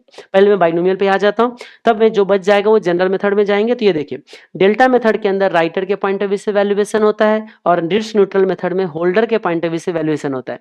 रिस्क न्यूट्रल के केस में हम लोग पहले प्रोबेबिलिटी ऑफ हाई प्राइस निकालते हैं, प्रोबेबिलिटी ऑफ लो प्राइस निकालते हैं, देन जाके हम प्रीमियम कैलकुलेट करते हैं। और इसमें क्या करते हैं कि हेज पोर्टफोलियो क्रिएट करते हैं और फिर हेज पोर्टफोलियो का कुछ हम लोग वैल्यू निकालते हैं और उसको बेस बना के हम लोग यहाँ पे प्रीमियम निकालते हैं। क्लियर यहाँ तक? ओके। और ब्लैक स्कल्स मॉडल के अंदर तो नॉर्मल डिस्ट्रीब्यूशन टेबल यूज करके देन कैलकुलेट करते हैं। और अब हम आ जाते हैं जनरल मेथड में। जनरल मेथड ये कहते हैं किसी भी ऑप्शन का वैल्यू क्या होना चाहिए, PV of future inflow, PV of future inflow. अब मुझे बताइए, जो इंसान ऑप्शन खरीदता है उसको फ्यूचर में क्या मिलता है। हम जनरल मेथड पे आ चुके हैं, हम कहते हैं ये हमारा एक्सपायरी डेट से 3 मंथ। अब मान लीजिए किसी ने यहाँ पे कॉल खरीदा, तो वो कहते हैं कॉल के लिए हम कितना पे करें, यही ऑप्शन का वैल्यू है, क्या पे करें, प्रीमियम पे करें, क्योंकि कॉल खरीदने बेचने के लिए क्या देते हैं हम लोग, प्रीमियम देते हैं। तो अब आप मुझे बताइए, कॉल खरीदने बेचने के लिए जो हम प्रीमियम पे करें, कितना प्रीमियम पे करें, यही क्या करना है, हमें कैलकुलेट करना है ना। तो मुझे बताइए मैं कैसे कैलकुलेट करूं, थोड़ा फटाफट बताएंगे। ये देखिए, अब यहाँ पे क्या मिलेगा पहले मुझे फॉरकास्ट करना पड़ेगा, क्योंकि कॉल तो हम आज खरीद रहे। तो यहाँ पे क्या मिलेगा अगर ये फॉरकास्ट करूं, तो यहाँ पे मिलता है हमारा पे ऑफ। पे ऑफ क्या मिलेंगे बताइएगा। अगर कॉल ऑप्शन है ये, तो हमें मिलता है अपसाइड डिफरेंस। अपसाइड डिफरेंस कैसे निकालते हैं बताइए कोई मुझे। जो मार्केट में प्राइस है उसमें से हम लोग स्ट्राइक प्राइस क्या करते हैं, माइनस कर देते हैं। ये अपसाइड डिफरेंस हमारा कॉल का पे ऑफ आता है। इसी कॉल का पे ऑफ को डिस्काउंट करके जो वैल्यू आएगा वो कॉल का प्रीमियम कहलाएगा आज के रेट का। क्लियर यहां तक? मान लीजिए अगर मैं पुट की बात करूं, तो पुट तो डाउन साइड डिफरेंस देता है। तो स्ट्राइक से अगर मार्केट नीचे गया, शेयर का प्राइस नीचे गया, तब जाके क्या होगा बताइए, एक्सरसाइज होंगे, तो strike price minus market price हम लिख रहा हूं, मतलब मार्केट नहीं, मार्केट प्राइस ऑफ शेयर है, तो market price of share down side difference हमारे लिए क्या बनेगा, पे ऑफ बनेगा। तो ये जो डिफरेंस है इसको डिस्काउंटिंग कर दूं तो किसका पे ऑफ प्रीमियम आ जाएगा बताइएगा, पुट का प्रीमियम P0, जीरो ईयर पे जो निकाला गया पुट का प्रीमियम वो P0 कहलाता है, आज का प्रीमियम कहलाएगा हमारा। ओके, अब सवाल पैदा होता है कि ये पे ऑफ हम लोग कैसे निकाले, तो देखो मार्केट का प्राइस अगर दिया रहेगा तभी तो डिफरेंस लोगे ना। अब क्वेश्चन में क्या करता है, बहुत सारे मार्केट का प्राइस प्रोबेबिलिटी के साथ दे दिया जाता है, या कभी कभी मार्केट का प्राइस देता ही नहीं 3 महीने बाद क्या होने वाला है। अगर मार्केट में शेयर का प्राइस क्या होने वाला है, यानी कि अंडरलाइंग का प्राइस क्या होने वाला है, अगर ये ना दे तो हम लोग क्या कर सकते हैं, हम खुद फॉरकास्ट कर सकते हैं। कैसे फॉरकास्ट करेंगे, हमारा स्पॉट प्राइस गिवन रहेगा, उसमें टाइम वैल्यू ऐड करके यहां पहुंचाएंगे और यहां का डिफरेंस लेके फिर डिस्काउंट कर देंगे, कॉल और पुट का क्या हो जाएगा, हमारे लिए प्रीमियम आ जाएगा। ठीक है, तो कॉल और पुट निकालने का प्रीमियम क्या हो गया बताइए, C0 P0, जल्दी से बताइए। अगर मुझे कॉल का प्रीमियम निकालना हो तो जो हमारा एक्सपेक्टेड पे ऑफ होगा ना उसको डिवाइड करेंगे, डिस्काउंट करेंगे ना 1 प्लस आई की पावर n से, या अगर कॉन्टिन्यूअस कंपाउंडिंग है तो e की पावर RT से। अब पूरे के पूरे मुद्दा बैठ जाता है कि ये एक्सपेक्टेड पे ऑफ कैसे निकाले हम लोग। तो एक्सपेक्टेड पे ऑफ निकालने का 3 कंडीशन दिया था। अगर बहुत सारे मार्केट प्राइस अगर यहाँ पे दिया गया हो तो हर एक मार्केट प्राइस पे पहले पे ऑफ निकालेंगे, देन एवरेज करेंगे, ना कि प्राइस को एवरेज करके हम पे ऑफ निकालेंगे, क्योंकि वहां पे निगेटिव पे ऑफ भी कंसीडर हो जाता है। याद आ रहा है कुछ कुछ आपको। तो हम लोगों ने क्या बोला कि बहुत सारे मार्केट प्राइस प्रोबेबिलिटी के साथ दिया गया हो तो पहले हम लोग पे ऑफ निकाल के एवरेज करेंगे, देन उसके बाद क्या करना है हमें, तब उसके बाद उसको एवरेज करके फिर पी ऑफ प्रेजेंट वैल्यू निकालना है। अगर मान लीजिए एक ही मार्केट प्राइस दिया है तब तो दिमाग लगाने की जरूरत ही नहीं है, मार्केट प्राइस का डिफरेंस लेकर निकाल लेंगे। और मैंने एक चीज और बताया कि अगर मान लो आपका यहाँ का मार्केट प्राइस ऑफ अंडरलाइंग दिया ही नहीं 3 महीने बाद का, उस केस में हम लोग क्या करते थे कि हम लोग पहले आज टाइम वैल्यू ऐड करके लेके जाते थे और फिर डिफरेंसेस निकालते थे। तो उस केस में मैंने बोला कि देखो एक बार टाइम वैल्यू ऐड करके फ्यूचर में जाओ और फिर फ्यूचर को प्रेजेंट में लाओ, तो ना हम टाइम वैल्यू ऐड करते ना भी हम प्रेजेंट में लाते। तो उस केस में जो मैंने कॉल का पे ऑफ, जो कॉल का प्रीमियम जो बताया था, मैंने ये बताया था कि जो हमारा स्पॉट प्राइस है उसी में से हम लोग PV of strike price minus कर दे तो कॉल का प्रीमियम आ जाएगा। और अगर यही चीज पुट का प्रीमियम निकालना है तो पीवी ऑफ स्ट्राइक प्राइस में से क्या माइनस करना है बताइए, स्पॉट प्राइस। लेकिन ये जो स्पॉट प्राइस आपको लेना है ना वो एक्स डिविडेंड लेना है, क्योंकि अगर क्वेश्चन में कुछ नहीं दिया गया था और डिविडेंड दे दे तो डिविडेंड को भी तो एडजस्टमेंट करने पड़ेंगे। तो हमने बोला था कि हम जो लेंगे एक्स डिविडेंड स्पॉट प्राइस लेंगे, एक्स डिविडेंड स्पॉट प्राइस लेंगे, तो ये हमारा कॉल और पुट का प्रीमियम आ जाएगा। होप यहां तक जनरल मेथड जो हमारा क्या होता है यहाँ से खत्म हो जाता है। ओके, तो आप मुझे बताइए, इसमें हमारा जनरल मेथड हो गया। अब हम आते हैं स्पेसिफिक कंडीशन में बाइनोमियल। पहले हमने पुट कॉल पैरिटी मेथड पढ़ा। अब मुझे बताइए पुट कॉल पैरिटी के केस में अगर हमें कॉल और पुट का प्रीमियम निकालना है, तो देखो कॉल का प्रीमियम निकालना है तो वही जो जनरल वाले यूज किया ना भी हमने, क्या मुझे बताइए कि market price minus strike price होते हैं कॉल के केस में, क्योंकि कॉल बना है ऊपर के लिए, स्ट्राइक प्राइस से ऊपर के डिफरेंसेस कॉल का पे ऑफ होता है। तो जो हमने बोला x dividend spot price minus PV of strike price, अभी ऊपर देखा था ना, इसमें अगर हम लोगों ने पुट का प्रीमियम ऐड कर दिया तो ये बन जाता है कॉल का। लेकिन ये पुट का प्रीमियम कहां से लाते हैं, एनएससी से, और ये हमारे लिए फेयर कहलाता है। वैसे अगर मैं पुट का प्रीमियम निकालने जाऊं आज का, तो कहते हैं देखो पीवी ऑफ स्ट्राइक प्राइस जितना आएगा उसमें से एक्स डिविडेंड स्पॉट प्राइस हटा दो। ये तो जनरल मेथड वाले फॉर्मूला आ गया। कहते हैं इसमें कॉल के प्रीमियम क्या कर दो, ऐड कर दो। लेकिन ये कॉल का प्रीमियम कहां से लाते हैं हम लोग, एनएससी से। और ये क्यों करते हैं, इसके लिए हमने बताया था कि कॉल के होल्डर और पुट के होल्डर के आउटफ्लो क्या करना होता है, इक्वल। ये जो आपका पुट कॉल पैरिटी है वो किस पे डिपेंडेंट है, वो आपका डिपेंडेंट है आर्बिट्रेज के कॉन्सेप्ट से डिराइव करके लेके आया है, इसीलिए उसमें अंडरलाइन की डिलीवरी के साथ सोचना होता है। तो लॉजिकल बात थी, वो हम अभी इग्नोर करते। आइए बाइनोमियल की केस की बात करें तो इसमें रिस्क न्यूट्रल मेथड और रिस्कलेस हेज पोर्टफोलियो बोले, या इसी को हम लोग रेप्लिकेटिंग पोर्टफोलियो मेथड भी बोलते हैं, या फिर हम इसी को डेल्टा मेथड भी बोलते हैं, है ना इसमें। तो अब आप मुझे बताइए जो हमारा जो रिस्क न्यूट्रल मेथड, इसमें क्या करते हैं हम लोग, प्रोबेबिलिटी पहले फॉरकास्ट करते हैं। और प्रोबेबिलिटी फॉरकास्ट किसका करते हैं, देखो जो मार्केट में हमारा दो कंडीशन है कि ये जो हमारा स्पॉट प्राइस है इसकी दो पॉसिबिलिटी है, या तो हाई प्राइस जाएगी या तो कहाँ जाएगी बताइएगा, लो प्राइस आएगी। हमने बताया कि इस हाई प्राइस की क्या प्रोबेबिलिटी है ये निकालो, इस लो प्राइस की प्रोबेबिलिटी निकालो और यहाँ की पे ऑफ और यहाँ की पे ऑफ को एवरेज करो, एवरेज करके डिस्काउंट करो, खत्म हो गया आपका रिस्क न्यूट्रल मेथड। आप मुझे बताइए प्रोबेबिलिटी ऑफ हाई प्राइस निकालने का मैंने आपको दो फॉर्मूला दिया, क्या क्या बताइएगा। एक मैंने बताया कि परसेंटेज अप अगर आप डाउन दे दे, परसेंटेज अप और परसेंटेज डाउन अगर आपको दिया गया हो तो R minus D divided by U minus D से आप probability of high price calculate करना। क्लियर यहां तक। और अगर इसका प्रोबेबिलिटी निकालना हो तो 1 minus probability of high price, खत्म हो गई बात, क्योंकि दो ही पॉसिबिलिटी है तो एक का प्रोबेबिलिटी क्या होगा, जितना है उसमें से दूसरा माइनस कर दो 1 में से। ओके, एक और बताया था कि अगर परसेंटेज अप डाउन ना दिया गया हो तो कैसे निकालते हम लोग, अमाउंट को यूज करके। अमाउंट कैसे यूज करें बताइएगा, spot price multiply by 1 plus आई की पावर एन या ई की पावर आर टी भी हो सकता है, कॉन्टिन्यूस कंपाउंडिंग केस में, नॉर्मल केस में 1 प्लस आई की पावर एन।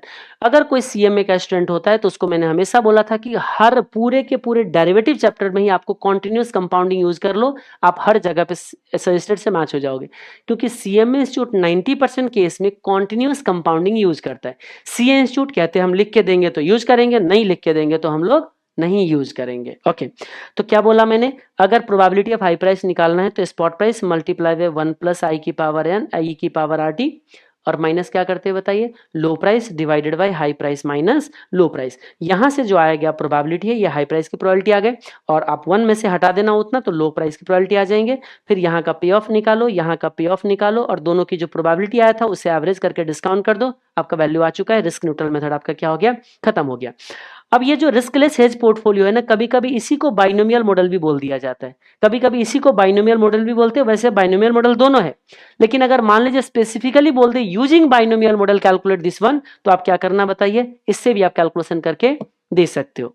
इसमें थोड़ा सा कंफ्यूजन था, मैंने पहले भी बता रखा था आप लोगों को। तो देखिए बाइनोमियल मॉडल एक सिचुएशन है, ये दो मेथड है, लेकिन इस मेथड को भी कभी कभी इंस्टीट्यूट बाइनोमियल मॉडल बोल देते हैं, बाइनोमियल मेथड बोलते हैं। तो अब आप मुझे बताइए उस केस में क्या करते हैं, स्टेप याद आ रहा होगा कि जब हम लोग रिस्कलेस यानी कि डेल्टा मेथड में जाते हैं तो सबसे पहला काम क्या करते हैं बताएंगे कोई मुझे, सबसे पहले हम लोग हेज रेशियो निकालते हैं। बहुत अच्छा, चलो कुछ तो याद है आप लोगों को, हेज रेशियो निकालते हैं। ये कैसे निकालते हैं, जितना डिफरेंस इन हमारा पी ऑफ होगा divided by difference in share price. अब ये क्यों लेते हैं, ऑलरेडी लॉजिक दे रखा है, आपको बस यहाँ पे करना क्या है मैं बता रहा हूँ कि लॉजिकली जाएंगे तो फिर ज्यादा टाइम लग जाएगा, उतना टाइम नहीं है, क्विक रिवीजन है, क्योंकि लॉन्ग टर्म वाले वीडियो तो आपको अलग मिल ही जाता है। ये हेज रेशियो निकालेंगे। अब हेज रेशियो के अंदर क्या होता है, हर एक कॉल ऑप्शन जो राइटिंग करते उसके साथ कुछ शेयर खरीदते बेचते है ना, उसका कॉम्बिनेशन बना दिया। उस कॉम्बिनेशन का अब हम लोग क्या करते हैं, उसकी पोर्टफोलियो की वैल्यू निकालते हैं। इसको हम बोलते हैं हेज पोजीशन, कि हमारा जो हेज किया हुआ पोजीशन था, हेज पोजीशन का वैल्यू क्या होगा। तो उसमें क्या करते हैं, हाई प्राइस और लो प्राइस दोनों पे जाके एक्सपायरी का वैल्यू निकालते हैं। मान लीजिए आपका हेज रेशियो आ गया 0.60, मतलब ये कहते हैं कि हर एक राइटिंग करने के लिए कॉल ऑप्शन के साथ 0.60 शेयर क्या करना है, आपको खरीदना है। तो यहां क्या करेंगे बताना, 0.60 शेयर को क्या करना है, आपको जितना वैल्यू होगा वो निकालना है और इसमें से आपको जो पे ऑफ है वो पे ऑफ माइनस करना है। पे ऑफ माइनस करने के बाद जो अमाउंट आएगा वो दोनों में इक्वल आएगा। इसको आइडेंटिकल पोजीशन बोलते हैं। याद आ रहा है, कितने बार क्वेश्चन बोलता है कि बताओ इन्वेस्टर कैसे आइडेंटिकल पोजीशन मेंटेन करता है। तो हमने जो हेज रेशियो निकाला था वो 0.60 शेयर का वैल्यू और कॉल ऑप्शन की जो पे ऑफ है जब वो माइनस करेंगे, क्योंकि राइटर है तो पे ऑफ पे करना होता है, तो जो आपका नीचे का जो वैल्यू आएगा ना दोनों केस में क्या होगा, हमारे लिए इक्वल होगा, वो आइडेंटिकल पोजीशन है। ये जो आपका आइडेंटिकल पोजीशन का जो हेज पोर्टफोलियो का वैल्यू आया है, इसको अगले स्टेप में पीवी करेंगे और फिर उसके अगले स्टेप में ये शेयर खरीदने के लिए कितने पैसे लगता है वो निकालेंगे। यानी कि 0.60 शेयर खरीदने के लिए आपको कितने पैसे पे करना है वो देखो और उस पेमेंट को इस पीवी से कंपैरिजन करो और जो डिफरेंसेज होगा वो डिफरेंसेज हमारे लिए क्या कहलाएगा, प्रीमियम कहलाएगा। वही प्रीमियम आपका किसका वैल्यूएशन है बताइएगा, डेल्टा मेथड का आपका वैल्यूएशन है। ठीक है, उसके बाद आता है two period binomial model. Two period binomial model का कंडीशन क्या होता है बताइए, सब कुछ सेम होता है, कितने पीरियड के लिए, 2 पीरियड के लिए, कि यहाँ की जो हमारा स्पॉट प्राइस है वो हाई प्राइस पे जा सकते हैं या लो प्राइस पे जा सकते हैं, फिर या तो हाई प्राइस पे जा सकते हैं या लो प्राइस पे, या फिर हाई प्राइस पे या फिर लो प्राइस पे। अगर इस तरीके का कंडीशन दे दे तो इसको टू पीरियड बाइनोमियल मॉडल बोला जाता है। इस केस में भी सब कुछ सेम करना है। मैंने बोला था इसमें क्या, देखिए कि इसमें इसका प्रोबेबिलिटी, इसका प्रोबेबिलिटी, इसका प्रोबेबिलिटी, सबका प्रोबेबिलिटी आपको निकालना होगा। 3 हाई प्राइस का प्रोबेबिलिटी निकालना है। आज तक जो इंस्टीट्यूट ने क्वेश्चन पूछा एग्जाम में, हर बार क्या होता है, अगर ये 10% बढ़ रहा है तो यहाँ भी क्या बढ़ाता है इंस्टीट्यूट, 10% बढ़ाता है, यहाँ भी क्या बढ़ाता है 10%। और यहाँ कहते हैं अगर 5% गिरेगा तो हर बार क्या करता है, अभी तक के क्वेश्चन में हर बार इन्होंने 5% डिक्रीज किया हुआ है। तो अगर परसेंटेज अप और परसेंटेज डाउन अगर हमारे लिए सेम हो, तो आपको पता है तीनों हाई प्राइस की प्रोबेबिलिटी सेम आता है। उस केस पे एक ही बार में हम प्रोबेबिलिटी निकालते हैं और तीनों हाई प्राइस को कवर कराते हैं। इसीलिए हमने बोला था यहाँ पे आप कौन सी फॉर्मूला यूज करोगे, R minus D divided by U minus D. R का मतलब क्या है कोई बता सकते हो, 1 प्लस आई की पावर एन। डी का मतलब क्या है, 1 minus percentage down movement. You का मतलब क्या है, 1 प्लस परसेंटेज अप मूवमेंट, ये था डाउन मूवमेंट। क्लियर यहां तक? ओके तो इस फॉर्मूला से आप पहले क्या कर लोगे, सबकी प्रोबेबिलिटी आप कैलकुलेट कर लोगे, फिर उसके बाद लो प्राइस की प्रोबेबिलिटी निकाल लोगे। अब उसके बाद जब ऑप्शन की वैल्यू निकालने की कहानी आती है तो यहाँ पे दो ऑप्शन आता है, यूरोपियन ऑप्शन है या फिर हमारे लिए अमेरिकन ऑप्शन है। अगर ये यूरोपियन ऑप्शन है तो क्या होगा बताइएगा, तो सिर्फ यहीं पे एक्सरसाइज हो सकता है, इस बीच में एक्सरसाइज नहीं हो सकता है। लेकिन अगर ये अमेरिकन ऑप्शन है तो यहाँ पे भी एक्सरसाइज हो सकता है। तो मैंने बोला कि अगर यूरोपियन ऑप्शन है तो क्या करना, यहाँ का पे ऑफ निकालना, यहाँ का पे ऑफ निकालना, दोनों का प्रोबेबिलिटी ऑलरेडी निकाल चुके हो, पहले एवरेज करना और इसको डिस्काउंट करके यहां ले आना, एक वैल्यू आ चुका है हमारा। फिर इसका पे ऑफ निकालना, इसका पे ऑफ निकालना, दोनों का प्रोबेबिलिटी ऑलरेडी आ चुका है, दोनों को एवरेज करना, इसको डिस्काउंट करके यहां ले आना। और अब मुझे बताइए, दोनों यहाँ का वैल्यू आ चुका है, इन दोनों का अलग अलग प्रोबेबिलिटी अगेन आपको पता है, इन दोनों को एवरेज करके यहाँ ले आना, कॉल का वैल्यू आ जाएगा, पुट का वैल्यू जो भी आना है तो आ गया। बस आपको ध्यान रखना है, कॉल के केस में अपसाइड डिफरेंस लेना है पे ऑफ, पुट के केस में डाउन साइड डिफरेंस लेना है पे ऑफ, आपका वैल्यूएशन हो गया। लेकिन अगर यही अमेरिकन ऑप्शन है तो क्या होता है, इस बीच में आपको ऑप्शन को एक्सरसाइज करूंगा या नहीं करूंगा ये हम सोचते हैं। तो हमने क्या बताया था कि देखो, अगर ये अमेरिकन ऑप्शन है तो जब शेयर प्राइस यहाँ है वहीं पे भी मेरा लालच आ सकता है कि मैं ऑप्शन को क्या करूं, एक्सरसाइज कर लूं और मैं अपना पे ऑफ ले लूं। लेकिन एक सोच आ रहा होगा, अरे वेट कर लेते हैं 2 पीरियड का, क्या पता यहाँ पे ज्यादा पे ऑफ मिल जाए। तो हम क्या करते हैं, यहाँ की जो पे ऑफ होता है एवरेज को डिस्काउंट करके जो वैल्यू आता है वो, और यहाँ की पे ऑफ दोनों में कंपैरिजन करते हैं, और दोनों को कंपैरिजन में व्हिच एवर इज हायर जो होते हैं उसको हम लोग क्या करते हैं, यहाँ पे ऑप्ट करते हैं, किस केस में, अमेरिकन ऑप्शन के केस में। और फिर यहाँ का भी सेम काम यहाँ भी करते हैं, यहाँ पे एक्सरसाइज करूँ, यहाँ पे एक्सरसाइज करूँ। तो हम क्या करेंगे, यहाँ पे एक्सरसाइज करेंगे तो क्या मिलेंगे, इसका पे ऑफ को डिस्काउंट करके यहाँ वैल्यू लाएंगे, और यहाँ पे एक्सरसाइज करेंगे तो क्या होगा, यहीं का डिफरेंस लेंगे और दोनों को कंपैरिजन करके व्हिच एवर इज हायर लेके डिस्काउंट करेंगे तो क्या आ जाएगा मुझे बताइए, ऑप्शन का वैल्यू आ जाएगा। That is the option 2 period binomial model था। यूरोपियन भी हो गए, अमेरिकन हो गए। अब आते हैं normal distribution table. Normal distribution table के केस में मैंने बताया था कि देखिए, नॉर्मल डिस्ट्रीब्यूशन टेबल हम लोग कब यूज करते हैं बताना, जब हमें किसी एरिया की प्रोबेबिलिटी कैलकुलेट करना होता है। क्या करना होता है बताइए, किसी रेंज का, जैसे मैंने बताओ कि अच्छा बताओ 85 से ऊपर मार्क्स आएगा, क्या प्रोबेबिलिटी है, रेंज आ गया 85 से ऊपर, क्या यूज करते हैं हम लोग, नॉर्मल डिस्ट्रीब्यूशन टेबल।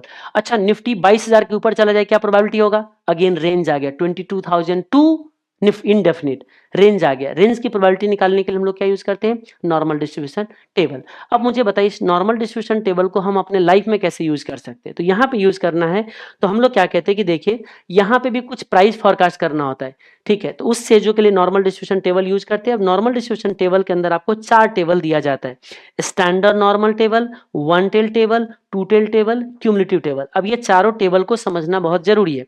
अब ये देखिए, ये जो आपका नॉर्मल डिस्ट्रीब्यूशन टेबल है, इसके केस में इसके डेटा को अगर आप ग्राफ पे प्लॉट करते हो प्रोबेबिलिटी के साथ, तो इस तरीके का कुछ बेल शेप का डायग्राम बनते हैं। यहाँ पे जो फॉल करता है, यहाँ क्या फॉल करता है कोई बताएंगे मुझे, ये फॉल करता है मिन, यानी कि म्यू, जिसको हम लोग मिन बोलते हैं। समझ में आ गए, इसको क्या बोला जाता है बताना, लेफ्ट टेल, इसको क्या बोला जाता है, राइट टेल। ये आपको 3 जगहों पे यूज होता है ये कॉन्सेप्ट आपका। एक, जब आप वैल्यू एट रिस्क निकाल रहे हो तब यूज होता है आपके लिए कॉन्सेप्ट।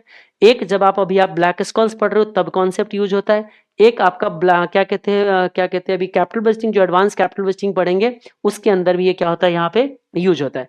इसको बोला जाता है लेफ्ट टेल, इसको क्या बोलते हैं बताइए, राइट टेल। लेफ्ट टेल की प्रोबेबिलिटी कितना होता है बताना, 50%। राइट टेल की प्रोबेबिलिटी कितना होता है बताइएगा, 50%। अब अगर जेड वैल्यू, जेड जो होता है ना, वो हमारे ये बताता है कि हमारे मीन से कितना दूरी पे हमारा डेटा पड़ा हुआ है। जेड कभी पॉजिटिव भी हो सकता है, आगे लाइन भी जा सकता है जेड का, और जेड अगर मान लीजिए जेड का लाइन अगर निगेटिव हो गया तो उसको हम लोग निगेटिव जेड भी कह सकते हैं। लेकिन एक चीज याद रखना, जेड लाइन पॉजिटिव तरफ जाए या निगेटिव तरफ जाए, यानी कि लेफ्ट टेल में जाए या राइट टेल में जाए, कोई फर्क नहीं पड़ता है। जो प्रोबेबिलिटी होता है वो हमारा क्या होता है बताइए, सेम होता है। यानी कि इस एरिया का जितना प्रोबेबिलिटी होगा उतना ही प्रोबेबिलिटी किसका लिए होगा बताइएगा, इसके लिए भी उतना ही प्रोबेबिलिटी हमारे लिए होने वाला है। तो इसीलिए टेबल जो दिया जाता है ना, प्लस जेड और निगेटिव जेड के लिए अलग अलग नहीं दिया जाता है। लेकिन एक टेबल ऐसा है जो क्यूमुलेटिव टेबल जो है उसकी कॉन्सेप्ट थोड़ा अलग है, तो उसमें दो टेबल दिया जाता है, प्लस जेड का अलग टेबल और निगेटिव जेड का अलग टेबल। आइएगा स्टैंडर्ड नॉर्मल टेबल। अच्छा, ये जेड जो है ये कैसे निकाला जाता है, इस चीजों को अगर आपको देखना हो तो होप याद आ रहा होगा आपको कि जेड जो होता है इन दोनों का डिफरेंस, यानी कि एक्स माइनस मीन एक्स, ये है मीन एक्स और ये है एक्स लाइन भी बोला जाता है। X minus mean x divided by क्या होता है बताइए, स्टैंडर्ड डेविएशन। यानी कि number of standard deviation from mean जो होते हैं वो हमारा कौन बताता है, जेड बताता है। मान लीजिए अगर आपका स्टैंडर्ड डेविएशन 5% है, तो याद रखना ये अगर जेड, अगर ये स्टैंडर्ड डेविएशन अगर 1 है तो ये 5% एरिया होगा। अगर आपका जेड 2 है तो आप देखना ये 10% एरिया होगा यहां से, तो ये हमारा जाके जेड बनेगा 2, क्योंकि number of standard deviation from mean, mean से कितना दूर हम जा रहे हैं। स्टार्ट वाले ने बोला है मीन से अगर 3.5 गुना आप अगर स्टैंडर्ड डेविएशन चले जाओगे तो आपके पूरे के पूरे 50% प्रोबेबिलिटी कवर हो जाएगा। इसलिए नॉर्मल डिस्ट्रीब्यूशन टेबल में जब भी उठा के देखना आपको 3.5 जेड से ज्यादा का टेबल मिलेगा ही नहीं। मैक्सिमम कहां तक टेबल जाएगा आपका, 3.5 तक, क्योंकि मीन से सिर्फ 3.5 गुना दूर तक हम लोग क्या करते हैं यहाँ पे जा सकते हैं। ओके, तो मुझे बताइए हमने जेड निकाल लिया, अब जेड को क्या करने जाते हैं, टेबल में देखने जाते हैं।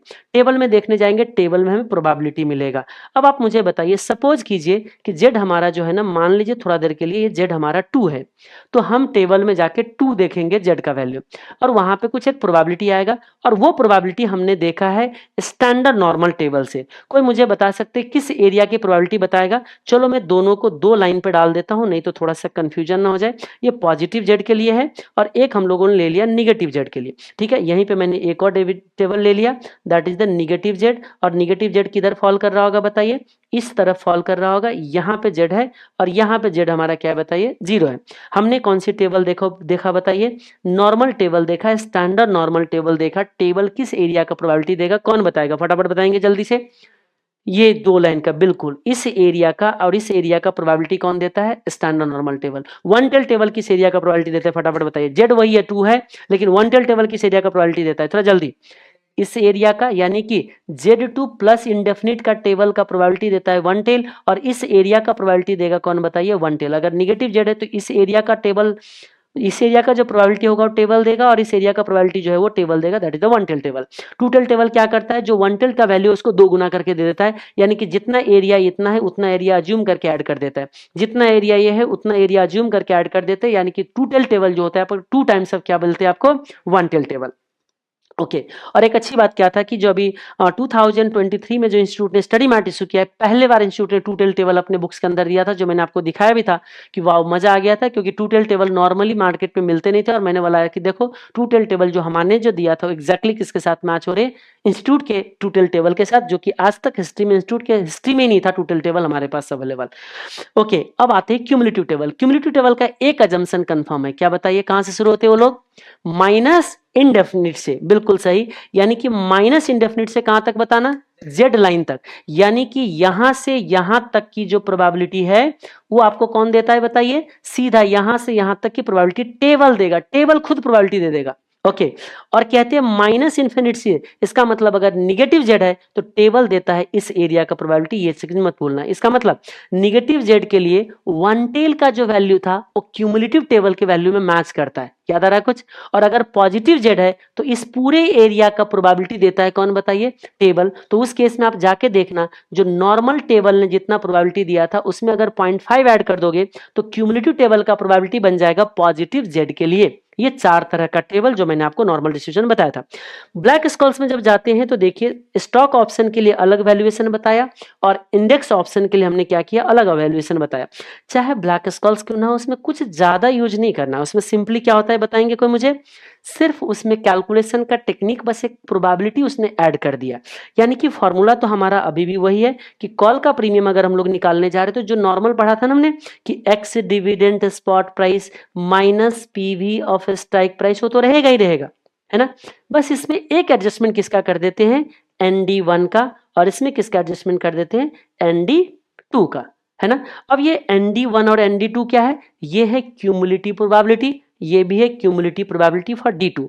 D1 और D2 क्या है, ये normal sorry standard normal table का जेड वैल्यू है। ये क्लियर यहाँ तक, कितना वैल्यू बताइए, जेड वैल्यू है स्टैंडर्ड नॉर्मल टेबल का, जो आपने x minus mean x divided by standard deviation देखा था, उसी का थोड़ा सा बड़ा वर्जन है। कौन बताइए, ये D1 एंड D2, क्योंकि उसको निकालने का तरीका थोड़ा अलग है। D1 जो है वो जेड वैल्यू बताता है, D2 भी जेड वैल्यू बताता है, लेकिन ND1 जो है क्यूमुलेटिव प्रोबेबिलिटी बताता है। तो अब मुझे बताइए, अगर मुझे D1 कैलकुलेट करना हो तो मैं कैसे निकालूंगा, है ना। D1 अगर मुझे कैलकुलेट करना हो तो हम लेते हैं लॉग और spot price divided bye strike price, लेकिन अगर डिविडेंड होगा तो हम स्पॉट प्राइस नहीं लेंगे, हम लोग क्या लेंगे, एक्स डिविडेंड स्पॉट प्राइस। और फिर क्या करते हैं बताइए मुझे, प्लस करते हैं risk free plus variance divided by 2, और इसको किससे मल्टीप्लाई करते हैं, टाइम से, और divided by standard deviation multiply by time का स्क्वायर रूट, ये आ जाता है D1 हमारा। अब ये D1 जो है ये हम टेबल में जाके चेक करते हैं, और अल्टीमेटली हमें क्यूमुलेटिव एरिया का प्रोबेबिलिटी निकालना होता है।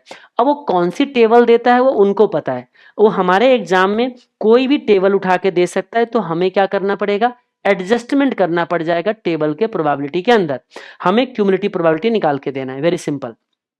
ओके अब मुझे बताइए D2 कैसे निकालते हैं, जो D1 में वैल्यू निकाला था उसमें से ये जो डिनोमिनेटर का वैल्यू वो क्या करना है, उसमें से माइनस कर देना, तो क्या आ जाता है हमारे लिए, D2 आ जाता है। और एडजस्टमेंट कैसे है वो आपको एडजस्टमेंट भी एक बार आपको बता देता हूं, आइए एडजस्टमेंट भी करा देते हैं। मान लीजिए हमारे पास दो केस बनता है, दो केस क्या बनता है, एक या तो हमारा z किधर है, पॉजिटिव साइड में है, और या तो दूसरा केस क्या बनता है बताइए, हमारा z जो यानी कि D1 D2 जो है वो किधर फॉल करता है, निगेटिव साइड में फॉल करता है। अब ये दो कंडीशन बनता है, हमें निकालना क्या है बताइएगा, हमें ND1 निकालना है या फिर ND2 निकालना है। अब हमने कौन सी टेबल यूज किया, स्टैंडर्ड नॉर्मल टेबल यूज किया। हमें पता है कि इस एरिया का प्रोबेबिलिटी दे रहा है, लेकिन ब्लैक स्कॉल ने क्या बोला था कि क्यूमुलेटिव एरिया का प्रोबेबिलिटी लेना आप, तो क्यूमुलेटिव एरिया यहां से यहां तक का प्रोबेबिलिटी लेना है मुझे, तो यहां से यहां तक का प्रोबेबिलिटी मतलब 0.5 क्या करना पड़ेगा, ऐड करना पड़ेगा। तो मैंने 0.5 में टेबल प्रोबेबिलिटी क्या कराया था, आपको ऐड करवाया था। अब अगर निगेटिव जेड है तो देखो ND1 या ND2 जो है, जो ब्लैक स्कॉल ने एक्सप्लेन किया, कहते इस एरिया का probability is ND1 and ND2, ठीक है। बट टेबल मुझे किस एरिया का प्रोबेबिलिटी देता है, क्योंकि मैंने स्टैंडर्ड नॉर्मल टेबल लिया हुआ है, तो इस एरिया का प्रोबेबिलिटी दे रखा है। तो हम बोलेंगे अच्छा यहां से यहां 0.5 है, तो 0.5 में से टेबल अगर हटा दूं, 0.5 में से अगर टेबल का प्रोबेबिलिटी हटा दूं, तो क्या बच जाएगा मेरे लिए बताइएगा, जो हमारा इस एरिया का प्रोबेबिलिटी है वो बच जाएगा, इस एरिया का प्रोबेबिलिटी आ जाएगा, और यही हमारे लिए ND1 ND2 था। अगर मान लीजिए वन टेल टेबल दे रखा है, जिसपे क्वेश्चन भी कितने बार आ रखा है आपका, तो वन टेल टेबल के केस में हम लोग क्या करेंगे बताएंगे को मुझे, उस केस में हमें टेबल ने किस एरिया का प्रोबेबिलिटी दिया, इस एरिया का प्रोबेबिलिटी दिया, मुझे कौन सी चाहिए, यहां से यहां तक का। अच्छा यहां से यहां तक का 1 प्रोबेबिलिटी है, और मुझे टेबल ने ये दिया है, तो एक काम करता हूं 1 में से टेबल हटा दूं तो क्या बैलेंस रह जाएगा मेरे लिए। तो अगर मुझे ND1 और ND2 चाहिए तो 1 में से टेबल प्रोबेबिलिटी हटाते हैं। अच्छा इधर में अगर आ जाऊं तो देखो वन टेल टेबल में देख रहा हूं, तो वन टेल टेबल तो इस एरिया का प्रोबेबिलिटी दे रहा है, और ब्लैक स्कॉल ने किस एरिया का प्रोबेबिलिटी बोला, इसी एरिया का। तो क्या मैं बोल दूं, यहां पे कुछ भी नहीं होगा, कोई एडजस्टमेंट नहीं होगा, टेबल प्रोबेबिलिटी मेरे लिए क्या बन जाएगा, ND1 एंड ND2 बन जाएगा, ठीक है। और अगर टू टेल टेबल दे दिया आपको एग्जाम में, तो तब तो कुछ करना ही नहीं है, जो आपने वन टेल टेबल का एडजस्टमेंट किया था उसमें 2 से डिवाइड कर देना, टेबल प्रोबेबिलिटी को क्या करना, 2 से डिवाइड कर देना, ये कन्वर्ट हो जाएगा वन टेल टेबल की प्रोबेबिलिटी, और जो एडजस्टमेंट किया सब कुछ सेम कर लो, तो टू टेल को मुझे बताने की कुछ जरूरत बच नहीं जाता है। अब मुझे बताइए एक कौन सी रह गया बताइए हमारे लिए, क्यूमुलेटिव टेबल। अब मुझे बताना क्यूमुलेटिव टेबल किस एरिया का प्रोबेबिलिटी देता है, वो तो जिस एरिया का चाहिए उसी एरिया का देता है, तो इसमें कोई एडजस्टमेंट की जरूरत नहीं, टेबल प्रोबेबिलिटीज रिक्वायर्ड प्रोबेबिलिटी। और यहां पे भी टेबल प्रोबेबिलिटी, क्योंकि टेबल देता भी इस एरिया का प्रोबेबिलिटी और मुझे चाहिए भी इस एरिया का प्रोबेबिलिटी, तो ये हमारा काम बन जाता है। तो यही क्या था बताइएगा, ये था हमारा क्या कहते हैं ब्लैक स्कल्स फॉर्मूला। तो ये तो मैंने कॉल की प्रीमियम निकाल के दिया। अब पुट का प्रीमियम निकालना हो तो बताना मुझे क्या करना पड़ेगा, कुछ नहीं करना है। पुट की प्रीमियम निकालना है तो हम दो फॉर्मूला यूज कर सकते हैं, या तो जो आपने पढ़ा था PV of strike price minus क्या करोगे बताइए, एक्स डिविडेंड स्पॉट प्राइस जो है इसमें से मल्टीप्लाई करना 1 माइनस ND2, और इसमें से मल्टीप्लाई करोगे 1 माइनस ND1, ये कर सकते थे आप। या एक काम करो, नहीं पता मुझे, मैं इसको यूज नहीं करता, मैं क्या यूज कर दूंगा बताइए, क्या यूज कर दूंगा, put call parity formula use कर देंगे। तो आप मुझे बताइए पुट कॉल पैरिटी कैसे बोलता है PCP, ये कहता है कि देखो जो आपने पहले फॉर्मूला पढ़ा था वही ले लो, समझ में आ गया, ये अब मत करना, आप वही यूज करो। आप पुट की प्रीमियम निकाल रहे हो, आप ये तो ले ही लो आप, और इसमें क्या करना, कॉल की प्रीमियम ऐड कर देना। मैं बोलूंगा वो कहां से लाऊं, मतलब इसमें 1 - ND 2 से मल्टीप्लाई करो या 1 - ND 1 से मल्टीप्लाई करो, ये आपके पास एक चॉइस है, या ये मल्टीप्लाई मत करो, सीधा कॉल की प्रीमियम ऐड कर दो। बोलोगे कॉल कहां से है, ऊपर से निकाला था ना आपने कहीं पे भी, जो भी है वो कॉल का प्रीमियम ऐड कर देना, क्या हो जाएगा बताइए, पुट के प्रीमियम आ जाएंगे। दोनों से आंसर आपका क्या होने वाला है, मैच होने वाला है।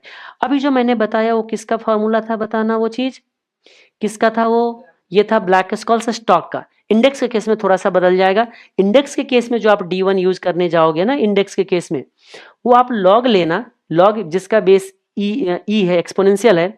आप यहाँ पे spot price divided bye strike price लेना, प्लस ये जो रिस्क फ्री रेट है ना इसी में डिविडेंड यील्ड एडजस्ट कर देना, क्योंकि इंडेक्स के केस में रेट को ही नेट कर देते, यानी कि यहाँ पे डिविडेंड एडजस्ट करने की जरूरत आपको नहीं पड़ता है, बस ये एक एडिशनल एडजस्टमेंट कर दोगे तो काम बन जाएगा। एक बार आरटीपी ने इंडेक्स का ब्लैक स्कॉल्स डाल चुका है, एग्जाम में आज तक नहीं आया है, ना सीएमए में आया है, ना सीए में आया है, ना कैप 3 में आया, किसी को नहीं आया हुआ है, तो ये चीज याद रखेंगे। लेकिन अगर पूछ दे तो कोई ज्यादा कोई एडजस्टमेंट करने की जरूरत नहीं, बस रेट में डिविडेंड यील्ड हटा देना और आप कैलकुलेशन कर देना, बस यहाँ डिविडेंड नहीं लेना। लेकिन जो कॉल की प्रीमियम निकाल रहे होंगे वहां पे आपको एक्स डिविडेंड स्पॉट प्राइस ही लेना होगा, इवन वो इंडेक्स क्यों ना हो। निफ्टी के केस में ये जो आप मल्टीप्लाई करते हो ना ND1, यहां पे कोई चॉइस नहीं, यहाँ पे x dividend spot price use करना पड़ेगा, माइनस PVF स्ट्राइक प्राइस जो था वो तो रहेगा ही रहेगा। इसमें क्या चीज से मल्टीप्लाई हो जाएगा बताइएगा, ND2 से मल्टीप्लाई हो जाएगा। क्लियर है यहां तक, ओके।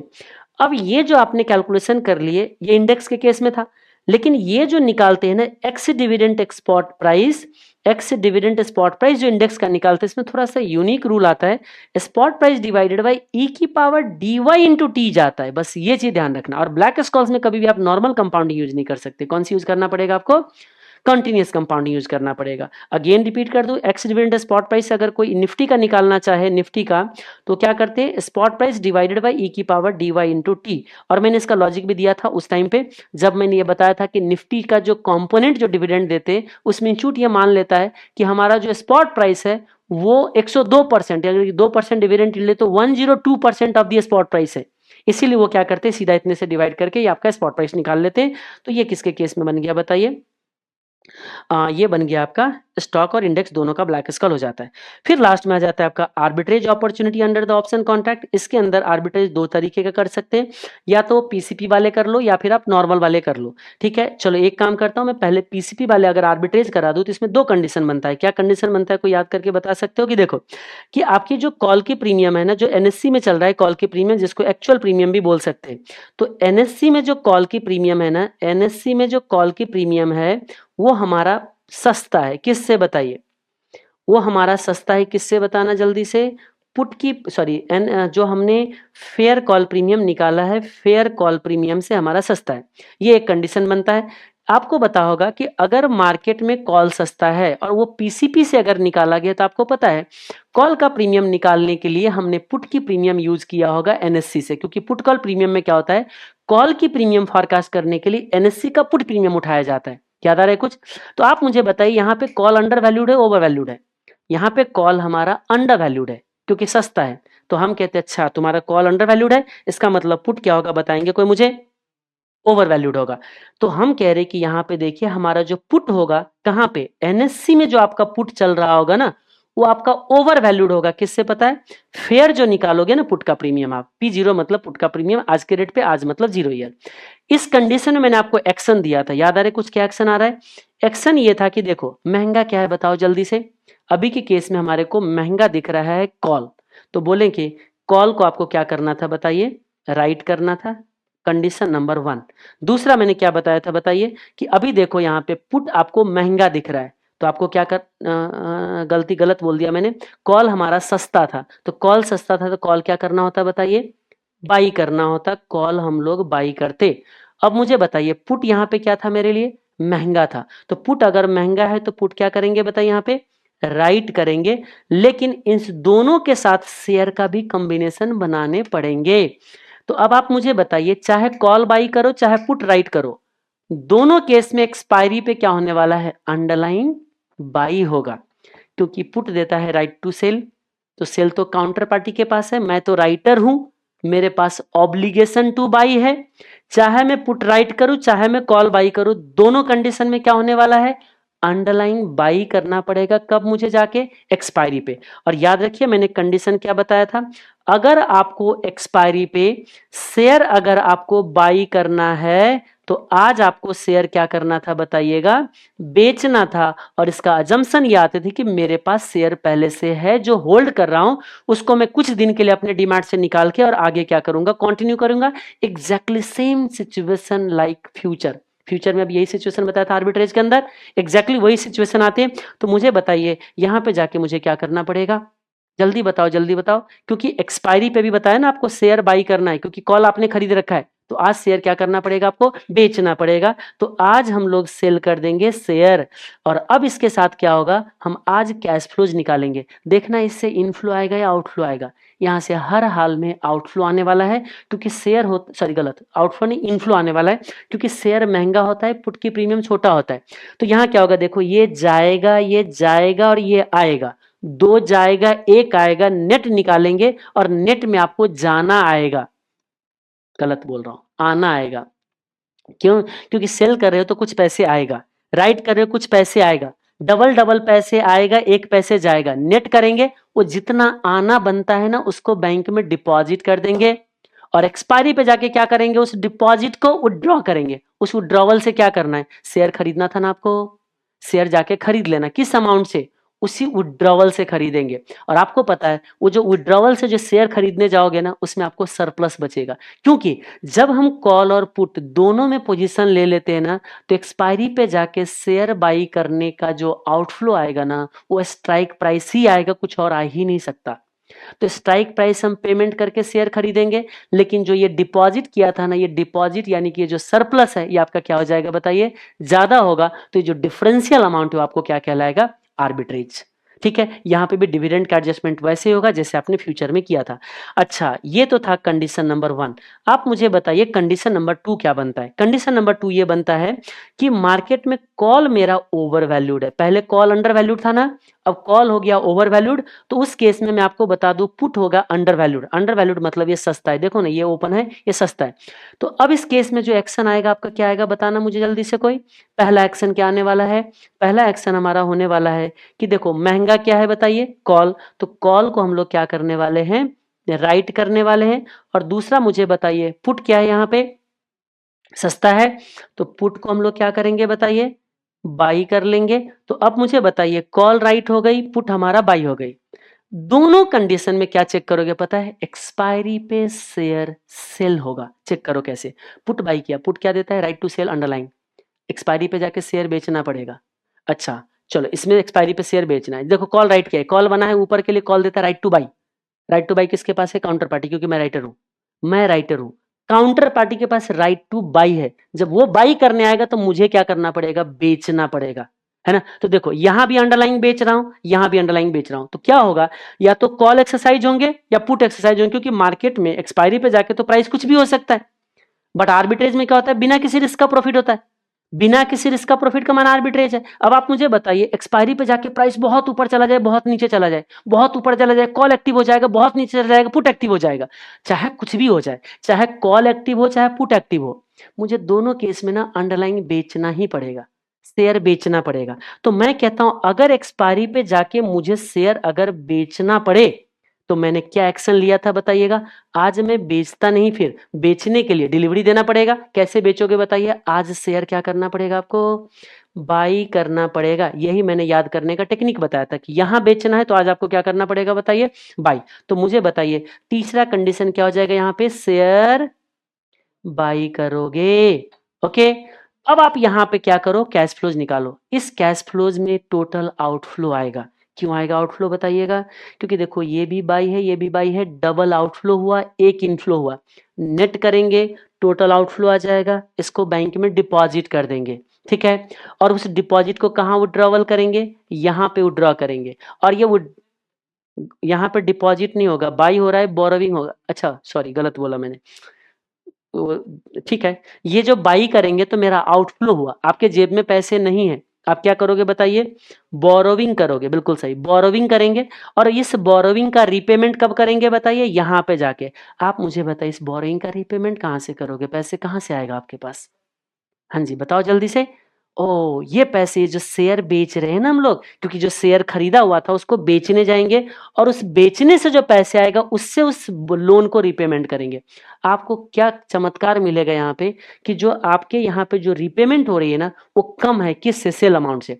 अब बोलोगे सेल कितने पे करूँ? मार्केट में तो बहुत ज़्यादा प्राइस हो सकता है, बहुत कम प्राइस हो सकता है, लेकिन याद रखना जब आप कॉल राइट और पुट बाई कर लेते हो ना, तो दुनिया इधर से उधर क्यों ना हो जाए, यहाँ पे जो आपके सेल करके जो इनफ्लो आता है ना, वो स्ट्राइक प्राइस ही आता है आपका। याद आ गया कुछ आपको? तो ये सेल प्राइस माइनस रीपेमेंट जो होगा आपके लिए क्या बन जाएगा? आर्बिट्रेज। ये पीसीपी का आर्बिट्रेज था।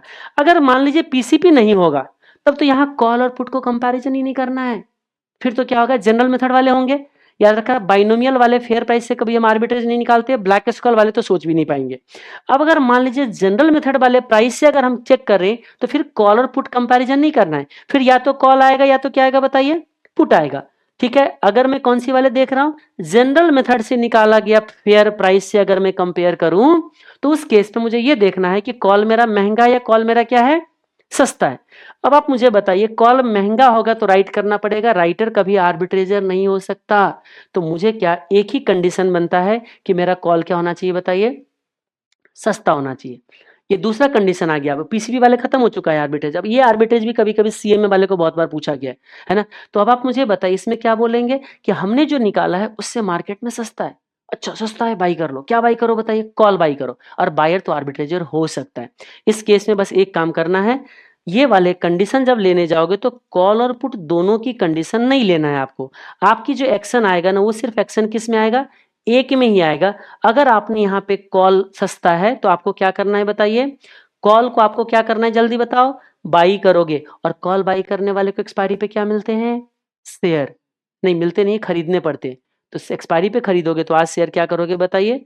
सेल करना पड़ेगा आज आपको शेयर। तो अगेन सेम कंडीशन कि यहाँ पे आपका इनफ्लो बनना है, डिपॉजिट करो, एक्सपायरी पे जाके आप विड्रॉवल करना और विड्रॉवल से जो है ना एक्सपायरी पे जाके शेयर बाई कर लेना, जो यहाँ पे आपको बाई करने की जरूरत पड़ेगा। ठीक है, ओके। अब अगर दूसरा कंडीशन क्या बनता है पुट वाले केस में, आप मुझे बताइए पुट के केस में क्या बनता है? देखो ये जो कॉल ऑप्शन है, नहीं अब कॉल को नहीं, अब किसको कंपैरिजन करोगे? पुट को। तो जो एनएससी में पुट का प्रीमियम है ना, वो जो अगर सस्ता हो जाए, जो हमने फेयर पुट प्रीमियम निकाला है जनरल मेथड से, तो उस केस में भी आर्बिट्रेज हो सकता है। लेकिन अगर पुट महंगा हो एनएससी में, तो फिर आर्बिट्रेज नहीं हो सकता है, क्योंकि राइटिंग करना पड़ेगा, राइटर कभी आर्बिट्रेजर नहीं बन सकता है। इस केस में क्या करोगे बताइए? पुट ऑप्शन को आप लोग राइट करोगे? नो, बाई करना पड़ेगा, क्योंकि पुट क्या है बताइए? सस्ता है। तो पुट क्या करेंगे? बाई करेंगे। और पुट बाई कर लिया तो एक्सपायरी पे जाके क्या करने वाले हो बताओ जल्दी से? पुट अगर बाई किया है तो एक्सपायरी पे शेयर बेचना है, क्योंकि put provides right to sell. तो सेल करोगे तो आज तो शेयर बाई करना पड़ेगा ना, क्योंकि एक्सपायरी पे बेचना है। तो आज हम बाई करेंगे क्या बताइए? शेयर। बस खत्म। ये आप कंडीशन ले लीजिए। अब अगेन बात, यहाँ खरीदने के लिए लोन लेंगे, लोन का रीपेमेंट कैसे करेंगे? क्योंकि ये जो शेयर खरीद रखा था ना अभी, क्योंकि एक्सपायरी पे जाके सेल करेंगे, उससे जो पैसे आएगा उससे ड्रॉल पेमेंट कर देंगे, हमारा क्या हो जाएगा? डिफरेंशियल अमाउंट पॉजिटिव आएगा, आर्बिट्रेज हो जाएगा। This is the arbitrage of option. और इसी के साथ जो होते हैं आपके ऑप्शन भी क्या हो जाता है? खत्म हो जाता है।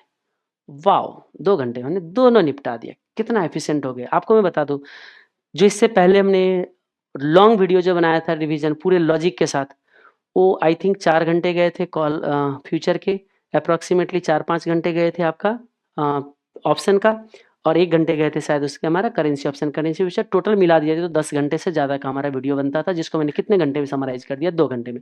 और ऐसा भी नहीं है कि हमने बिल्कुल ही कुछ नहीं, क्योंकि क्विक रिकैप हो गया कि कितना चीज़ हमने पढ़ा हुआ था, और यही काम आपको आगे भी करना है। जिसका एग्ज़ामिनेशन थोड़ा लेट है ना, उनको ये बार-बार रिकॉल करते रहना है। और अगर इतना रिकॉल अगर आपका हो गया ना, तो क्वेश्चन अपने आप सॉल्व हो जाएगा। क्वेश्चन में डर नहीं लगेगा कभी भी, क्योंकि जब आपको कॉन्सेप्ट याद रहते हैं ना, तो क्वेश्चन सॉल्व हो जाते हैं, ये कोई दिक्कत नहीं है, क्योंकि लॉजिकली आप स्ट्रांग हो तो क्वेश्चन तो ऑटोमेटिक होता है। तो अब जब मान लीजिए 2 साल बाद एग्जाम है, तो हम हर दिन तो क्वेश्चन सॉल्व नहीं कर सकते, क्योंकि बाकी तो पेपर भी तो पढ़ने हैं ना। हाँ, और जो एग्जाम दिन में रिवीजन करना है उसको तो बताओ आए, जब तक आप क्या कहते हैं फ्रेश हो रहे हो, जब तक रास्ते में आ रहे तब तक क्या हो गया आपका बताइए? डेरिवेटिव भी कंप्लीट हो गया। और अब घर पे बैठ के अब क्या करो, अगले दिन आपका एग्जाम है, तो अब बैठ के आप थोड़ा सा क्वेश्चन प्रैक्टिस कर लीजिए। तो ये जरूर आप लोग क्या करेंगे, ये वीडियो को रेफर करेंगे। और बाकी आपको इसको कैसे यूज करने हो, ये तो आप पे भी डिपेंड करता है कैसे यूज करना है। आइए, एक आता है currency option, currency future.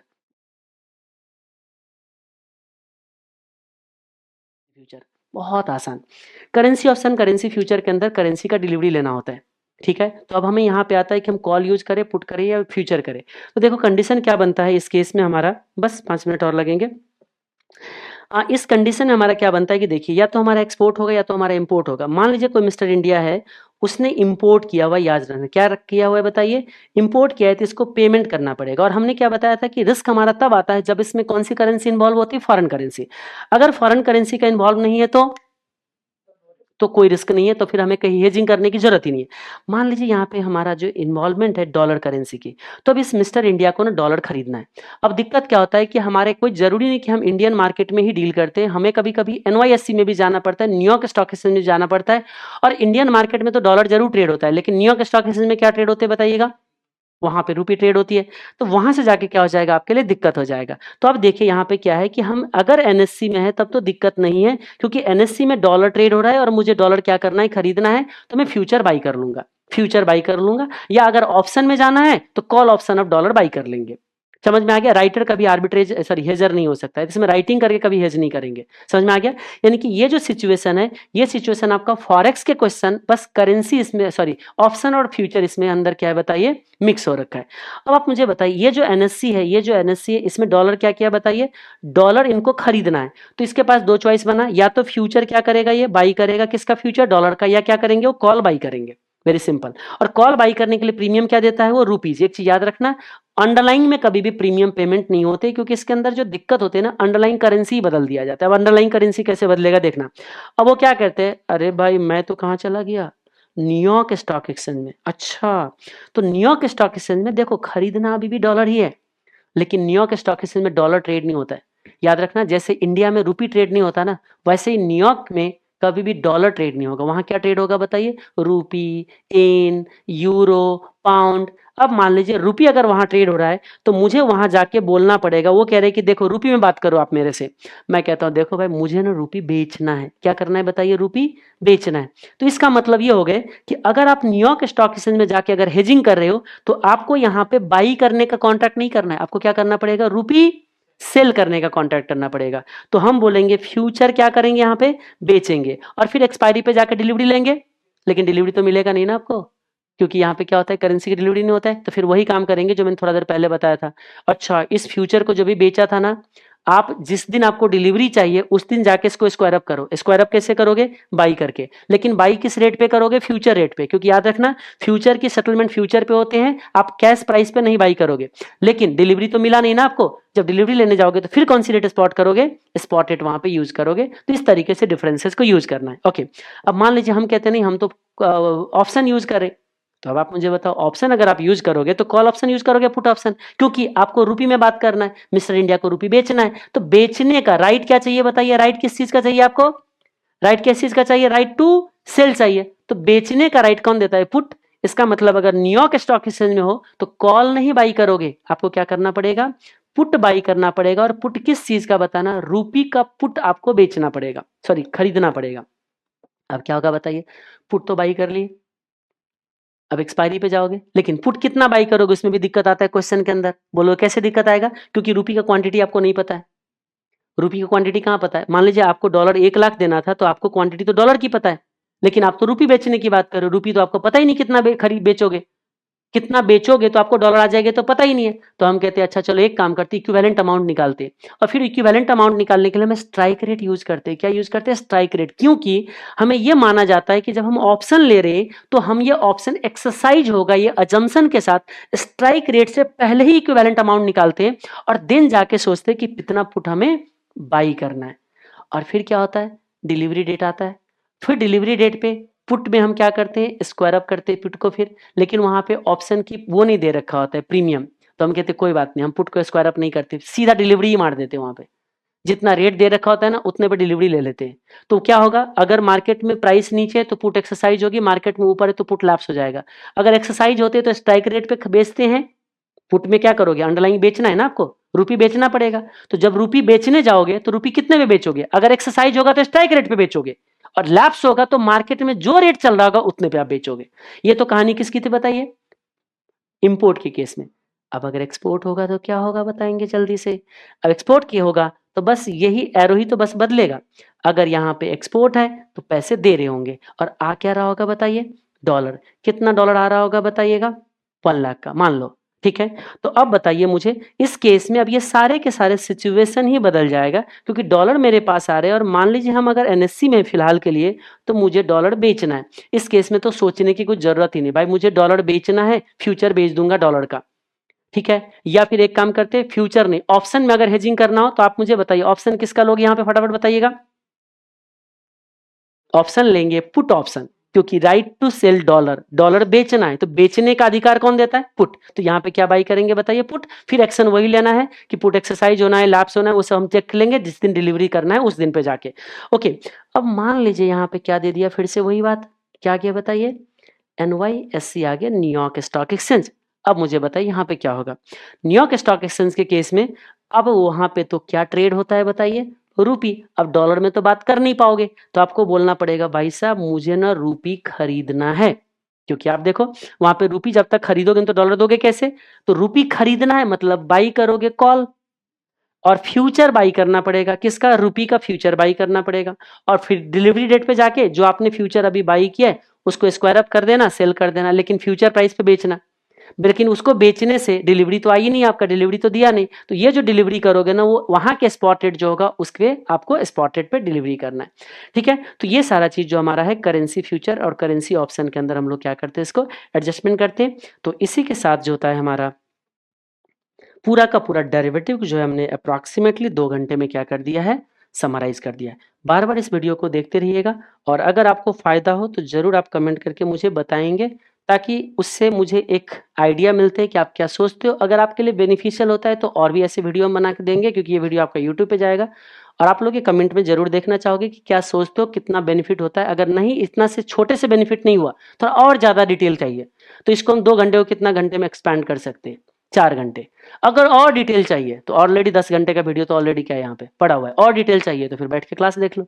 Simple सी बात है, देखो सबकी सब माइंडसेट होता है कि हम कितने देर में पढ़ना चाहते हैं।